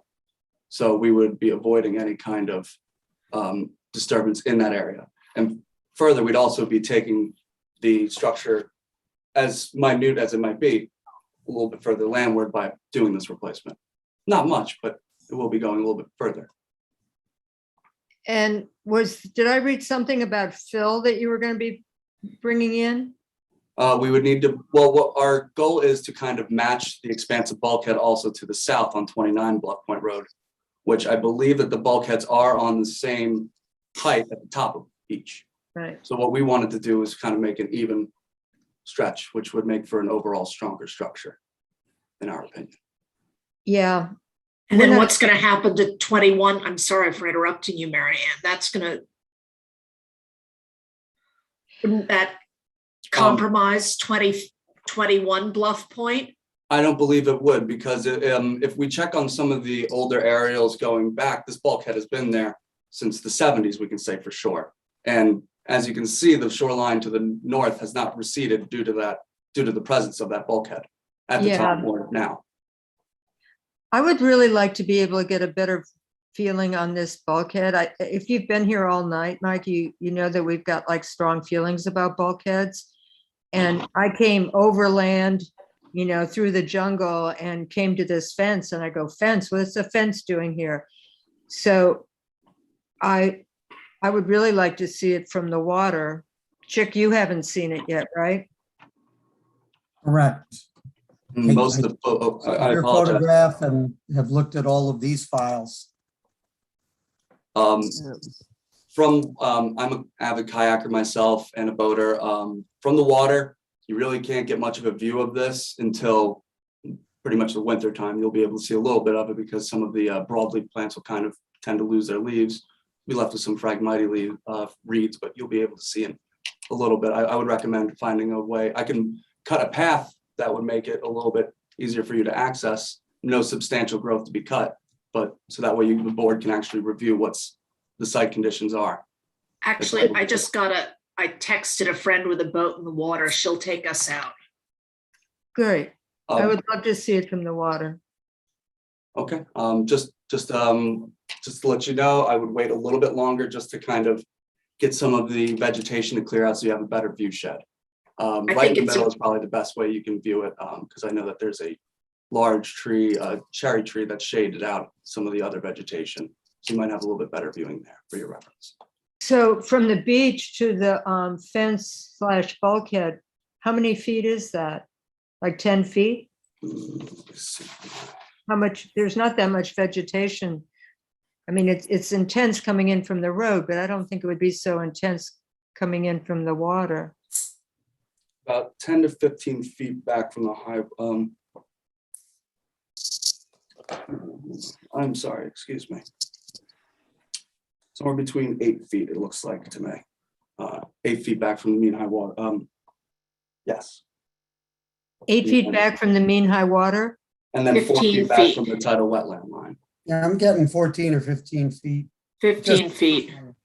Yeah, just based So- on the vegetation that you see. So I always thought bulkheads ended in the water. Uh, This is like a structure in the seaward side of the yard, right? It's not really a bulkhead. Almost guess like a you could retaining consider- wall. Yes, I guess you could Retaining more wall. akin to a retaining wall in this case. A preventative for the future, I'm guessing. Here's the apparent high water mark. The And- apparent high water mark should be about 8 feet just landward thereof. Yeah. And Seaward. Suffolk Environmental Roberts Company is saying that the bulkhead itself is the limit of wetlands. Right. No, I don't believe, am I? Excuse me, Tidal I'm sorry. wetland at the What I base have of bulkhead, it says. Yes, line of face of the bulkhead. Yes, you are correct. I'm sorry. I was confused. And do you imagine putting enough fill in here so that you fill up to the top of this fence? But that would be the goal, yes, or shortly, a little bit less than that, maybe about 2 to 3 inches below that, so you have room to install top caps and whatnot. It's showing 70. That's a lot. I think it's 78 cubic yards. I mean, to me, it kind of defeats the purpose of the 50-foot buffer. Yeah. The fact that you have the setback and the buffer. But it seems like there's just a lot of disturbance within what should be a buffer area. I understand that. I would not be offering something if I did not realize that we are also kind of fixing the fact that there are also a lot of Phragmites down there. And I think that the uplands plant species that are native would benefit if we were to also be filling in, because that would also prevent, it would smother what is underground probably, and it would also prevent any kind of movement of Phragmites further landward. So you stand to benefit some of the native upland vegetation. Well, if anyone's I have- touched DEC lately, they seem to be falling in love with Phragmites to some extent. It is. I've a actually, I've received already indicator. approval from the DEC on this one as well. I may not have mentioned that. I don't see, But I I do don't believe I see a shared it as part of the Phragmites record. restoration. I don't see an intent for Phragmites restoration here. A 10-foot Phragmite restoration. Yeah, I'm really kind of confused as to where this is going, because I don't see a bulkhead. I see a retaining wall, and then I see a large amount of dirt that's going to be brought in to sort of level this yard with the downward slope towards the sea so that it hits the top of this fence / bulkhead. Yeah, it's a Understand 4 your get it. foot. concerns. This is With a- the- Sorry, go ahead. I apologize. I'm sorry to interrupt, but Mary Ann, I agree. I mean, it's a 4-foot turf walk. What's a turf walk? That's a grass walk. What is a turf walk? I don't want to Turf be is using any presumptuous. kind of turf grass, but we also were since prompted to change that. So I went for salt grass, I believe, was the final plant that I landed on for a mowed path, which So- is native. You're going to pull up all of the native vegetation to bring in all of this fill to go up to the base of the house to the 75-foot setback. I don't believe the fill is going to extend 75 feet up to the house. The fill would only be immediately remedying the area of disturbance just landward, which I've denoted on several of my plans. Okay, The could you bring survey up, shows the survey shows the area of fill. It's limited to this area. the I way see. Okay.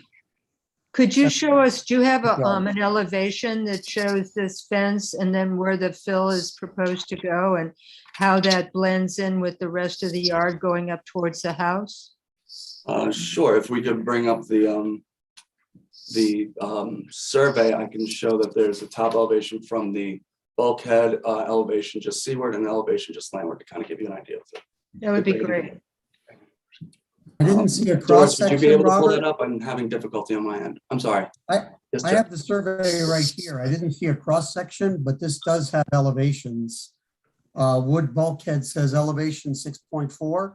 That sounds correct, yes. Behind it says elevation 3.9. Yep, that is what I have as well. Unless I missed it, I didn't see an actual cross section. A cross section of the bulkhead work?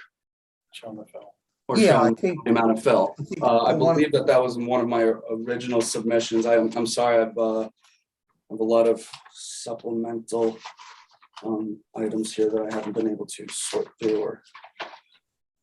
Yeah, if you let me know a submission date, I can try and pull it up. Sure. Let me see here. I'm sorry, I have to access my server real quickly so that way I can figure where exactly it's located.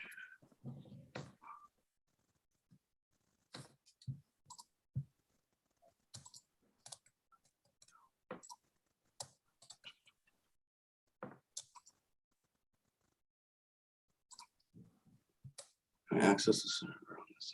I think these retaining wall details have to do with the retaining wall on the front.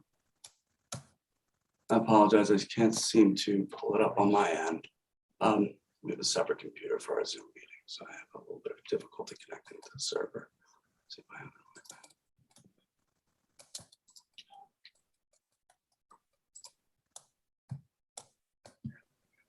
on my phone. We can provide a cross section as soon as we're able to locate it. Again, we've had to do a few revisions, so I apologize if this didn't make it into the file or if it's hard to locate. I will provide that for you, for the board. Yeah. Unless other people have other questions, I think we might want to hold this over. I think a few of us would like to go back to the site and see it in more detail. And I think we'd like to see this cross section. Do people have others, just so we don't nickel and dime this application? Are there other issues other than the fence / bulkhead and the fill that people are, it meets all the setbacks, correct, Chick? Yes, oh, sorry, excuse me. Yeah, or This is the right here's the 75 foot. So the proposed is more than 75 feet. There is a pool proposed. It's not called out, but it's well over 75 feet. So from that standpoint, it's completely consistent with chapter 285. and we're getting an IA system? Yes. Yeah, Yes. yeah, I see that. This is the IA system. It's a Fuji unit. There is a catwalk and a floating dock proposed. It is in more than 2 feet of water. I believe it was specified as open grate decking, but we certainly would look for that. It is specified in the comments section of my plans that it will be light penetrable decking. Okay. So all of those things checked out. Again, I think that the sticking point here seems to be a much more significant structural bulkhead than what currently exists. But that's something that, I think the more that the board understands that, the more we can provide productive input. And yeah, I plan to be there tomorrow. But I don't think you can approve a dock or anything like that. You wouldn't approve a dock. I mean, we have to look at it further, correct? Say that again, Lily, I'm not quite. The area where the potential bulkhead or retaining wall is going. Was Mary Ann getting at the fact of just separating that all out and letting them go ahead to build the house? No. I'm just trying to not just focusing on that this week and then they come back next month and then we have a whole bunch of other questions about some other part of the property. I just want to sort of flush out any concerns that we have overall while we focus on the seaward side of the property.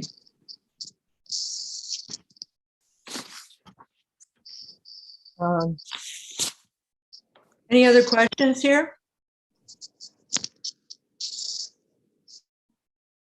Okay, then I would suggest that we table this. I'm sorry, is your name Mike? My name is Robert. Robert, I'm sorry. It's all right. Robert, are you happy with us tabling this when we all have an opportunity to, I'm sorry, usually we wouldn't do that. You know, usually it's on us to go and see this, but this was a real challenge, getting through this vacant lot. And I understand. I understand completely. Nobody wants to risk Lyme disease, huh? yeah. I've had chiggers already. It's not fun. Oh, well, I feel your pain. I understand. Okay, so My first year that I worked in Sag Harbor, which was 2016, I got the meat allergy. Oh, no. The worst to me. I'm sorry. So I don't have any concern. I'm pretty impenetrable. There we go. all right, so then, More healthy for you now. Exactly. My More cholesterol's healthy. way down. Your diet is healthier now. right. Absolutely, John. So then, I'd like to ask for a motion to table this until what is it, December 2nd? Is that correct, Doris? Yes, December 2nd. Do we have an open public hearing that we need to ask for public comments on? We certainly could. Is there anybody here in the audience who would like to comment on this application?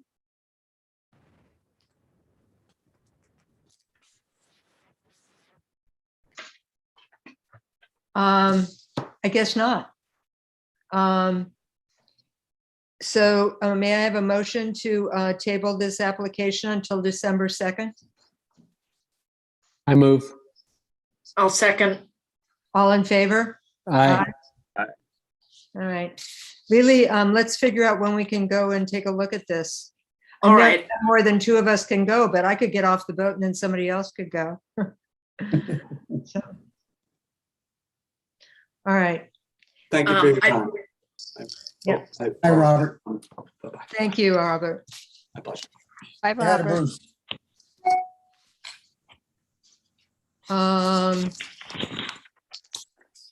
Okay, so now we have correspondence requiring Mary action. Ann, Yes, did we actually ever close the Redwood Anchorage permit? You know, they didn't show. Did we leave it Oh. open in case they might show yeah, up? Do we need we to did. close that? You're It's absolutely open. right. Yeah. It's You open. have to go back to it. Yes. Thank you, Fred. Okay, thank you, Fred. So has everybody to represent 40 Redwood? I think that's no. So may I have a motion to table this to December 7th? I'll move. Thank you. Second, Second. all in favor? All right. Aye. Okay, thank you. So we have correspondence requiring action. This is something this has to do with a lot line modification. Could you brief us on this, Chick?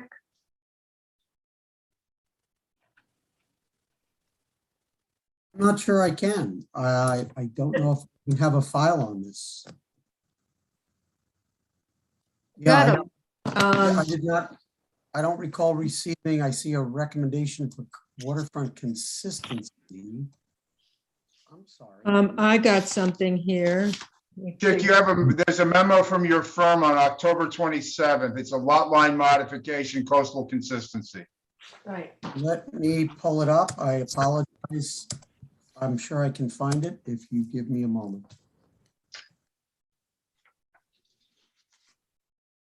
As discussed at the planning board meeting last night, the lot line modification of 37 John and 12 West Henry requires a recommendation for consistency under chapter 275 of the village code. Please forward the attached memo and CAF to the Harbor Committee for their consideration at the November 4th meeting.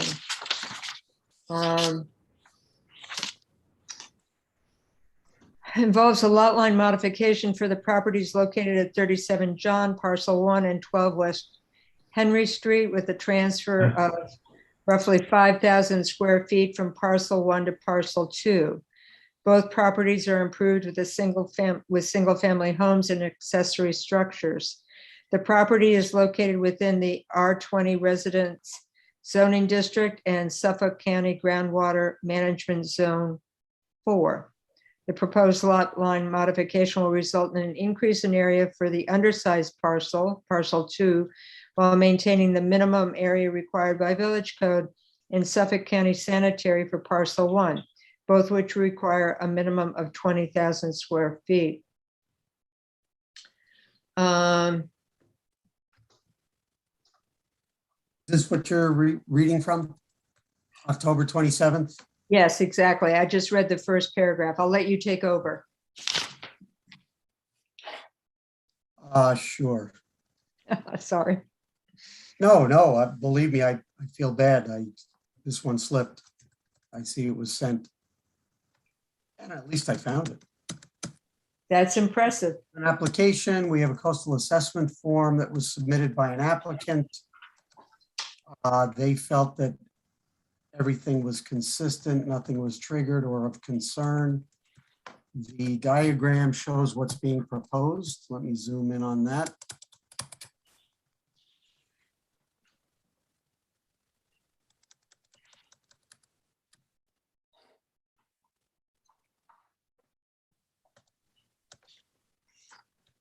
Yeah.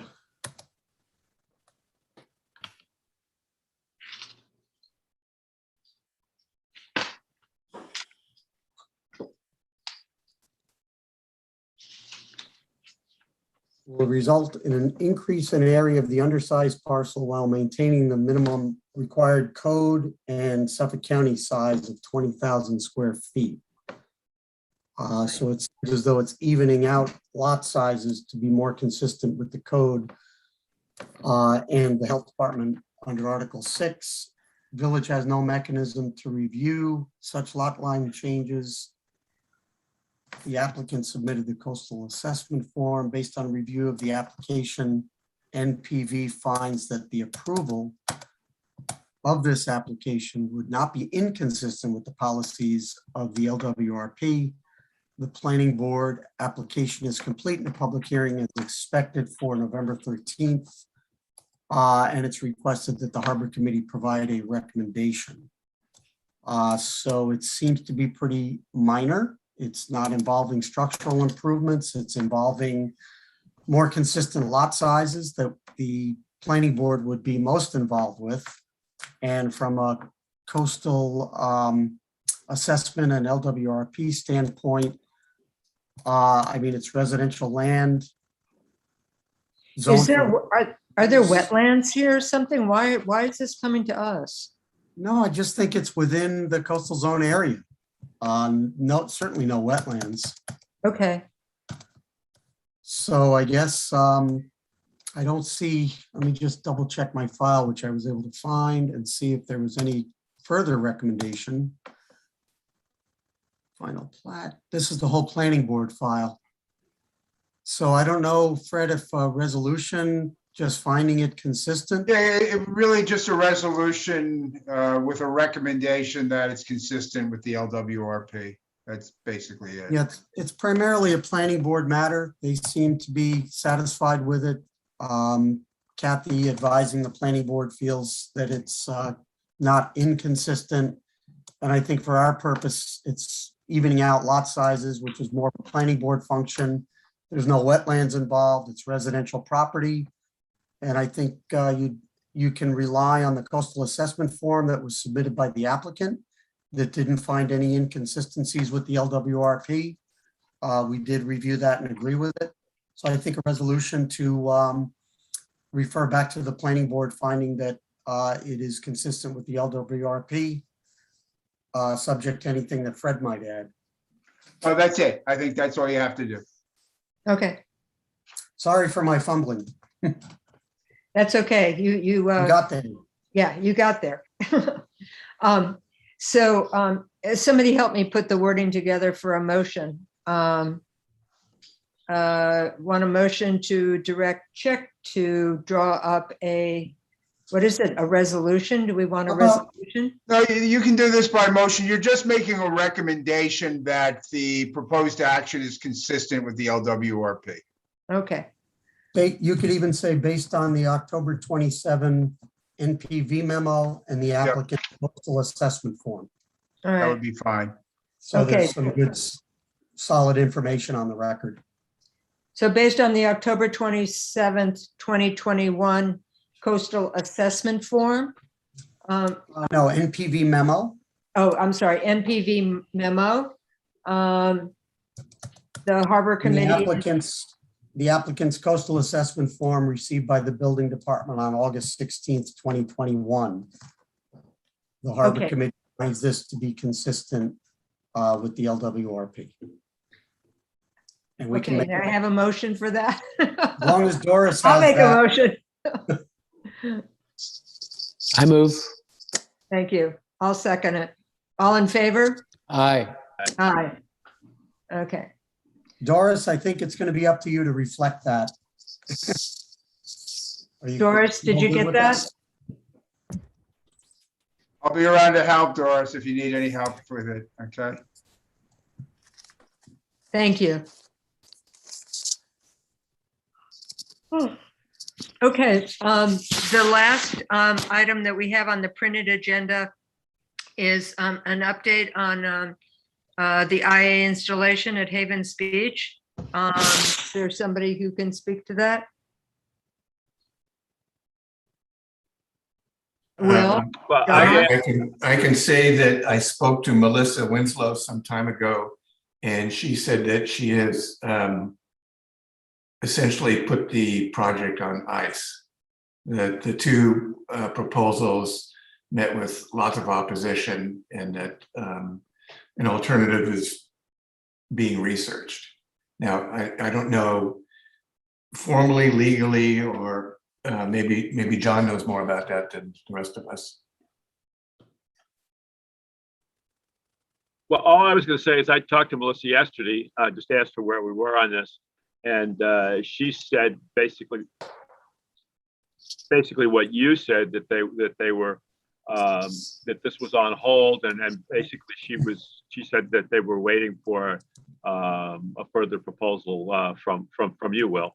So I don't know where that leaves it. I also don't know that there was the last time we met, when we actually met at Havens Beach, which September, I'm losing track of time here. But they were going to look into putting it outside the road in Havens Beach. Actually, that lot that's to the west of the actual Havens Beach lot. I'm thinking 125 Bay Street, something like that. 147, yeah. 147. Right. It's a lot owned by the village. That's not part of the Havens Beach property, but it's adjacent to it. And the question was whether they could put the IA system and the drain field on that lot. That seemed to be something that Tom Guidella would be in favor of, and that possibly Dee Yardley would be in favor of, because it would require less disturbance of the property in back of the restrooms at Havens Beach. In other words, the alternative that was proposed was to raise a considerable amount of the property behind or to the east of the restroom to accommodate an elevated drain field. And that they wanted to try to avoid that because that would be an area that couldn't be used for the carnival for various purposes. So that one of the alternatives was to move it outside the loop of the road there onto this other property. And I don't know how far that's gone in terms of whether there was any legal problems with that. I think one of the things that, in conversation with people from the Center for Clean Water Technology, they're talking about these nitrogen reducing barriers, and they've been installing those in various places. They supposedly have a smaller footprint, and they actually reduce the nitrogen even more effectively. There's a couple of pilot programs going on right now. And as you may know, Mash Hashemewett Park is having a couple installed in December. So I like the idea that this whole thing is a little bit on hold. It gives us an opportunity to look at that and see whether or not that might be something that we recommend East Hampton look at for Havens Beach. So I think the conclusion is basically there's sort of looks to be three options at the moment. One is what we'll call the original proposal with a raised area behind the bathrooms. The other proposal is outside of the road loop at Havens Beach on the other property that the village owns adjacent to that. The third is an alternative which would have a smaller footprint, which could be put adjacent to the current restaurants, but with a smaller raised area. Does that sum it up reasonably? Well, yeah, except we might, I like the idea of putting it outside the loop, because I don't think we really want to be, bringing in all that fill. So it could be, could be an alternative system outside the loop as well. That would be a fourth. So I did a minimum amount of research on these nitrogen barriers. I forwarded it to Will, but I'll forward it to everybody else. I think we might want to take a couple of minutes to read through it so we have some idea of what it is. And then, we don't want to go there as a group, but I think that if we all have the interest to walk over and see what's going on in Mash Hashemewett Park as they're installing this in December, I think that only makes us, smarter and better able to make a reasonable recommendation. If I could also interject something. I recently was down in Texas's in the Big Bend National Park and hit many of the toilets there, sussing them out, and I will forward the pictures to you guys. And in searing 98 to 103 degree temperatures, they had I guess, I don't know what type of toilet it was. It was cavernous, and I made sure I removed my cell phone from my pocket before I sat down. But those things did not smell. They came and I believe they sucked them out at the end of the year, at the end of the season. They were visited by a large population of people. And additionally, I think something that this is what some of the members have brought up, including you, Marianne, wouldn't this be a great teaching or a learning example by, number one, the toilet we use, but also the structure? Is this something where we look at having it solar panel and look at, like you've said, a bigger picture for this? I don't think there's any money for this structure. I think we just get a toilet. I don't think anything changes in the physical structure of the comfort station. Sorry. I just don't think that's what they're envisioning spending money on. Okay. I'm going to give it some further thought. And yeah. We have because time. if it, these toilets were running, what, $100,000. I don't know. I'll look into it further, see what other. Yeah, we have a little time. Look into it further. I think that's a good question to ask for any project in the village. Are there grants or ways to go about researching to see if there are funds available for a public facility, whether it's a toilet or a playground or anything that's on village property? So in fact, they could be uncoupled, because whatever kind of facility, the toilet sits on top of, we could come along, when some grant comes along or something, and build a different superstructure. Right. They don't have to be, a combo act. Right. So, okay. Well, So, Fred, I have a question. Yes.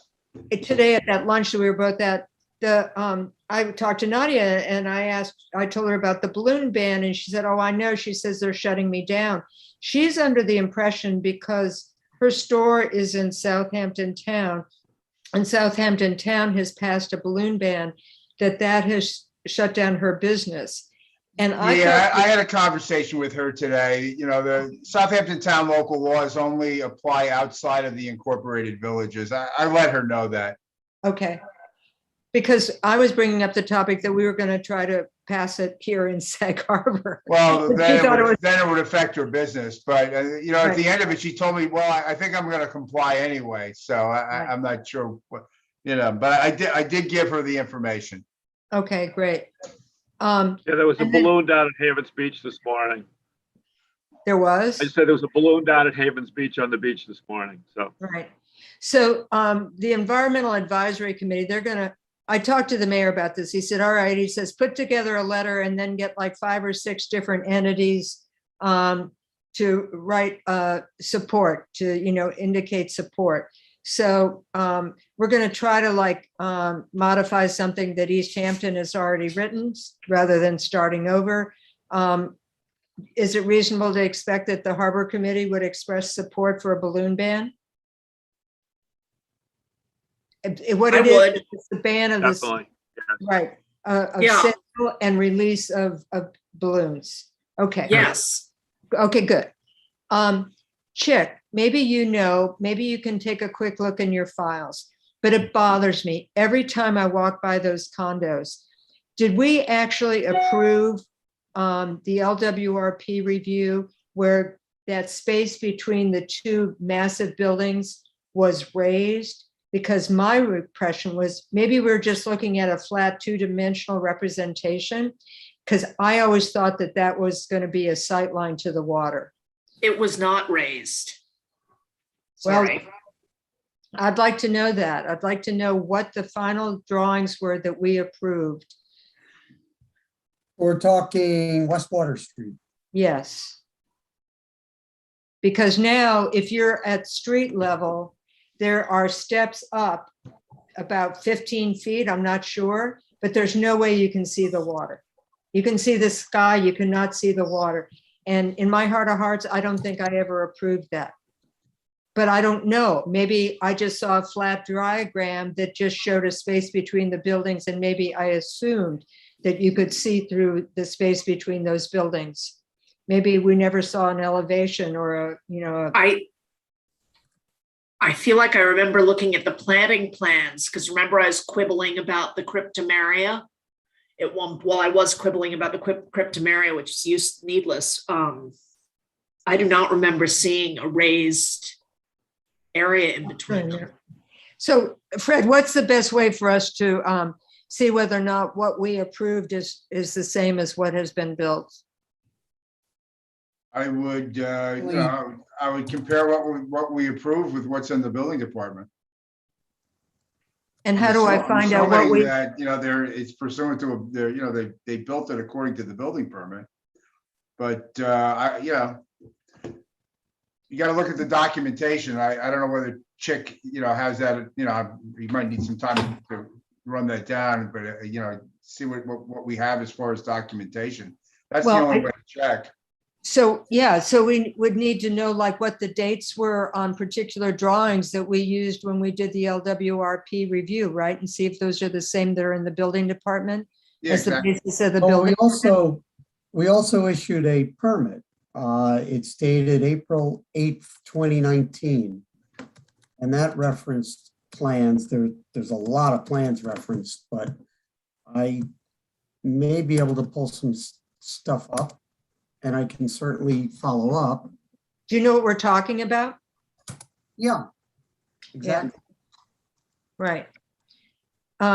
It's been in my head for like months to like actually try to chase this down. It just bugs me no end because I just can't imagine that we would have approved it the way it's been built.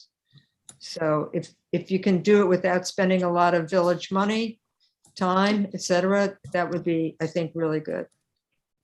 If you can find something, the mayor will thank you. Can't we just go to Harbor Committee and Doris can, I don't have the old plans anymore, I'm afraid. Oh, there we go. This was the grading and drainage plan from just the month before the Harbor Committee. Look, there are the steps. There are the steps. All right, so that's the end of the question, isn't it? Is there any other, what does it say? So there's steps up and down to it. Yeah,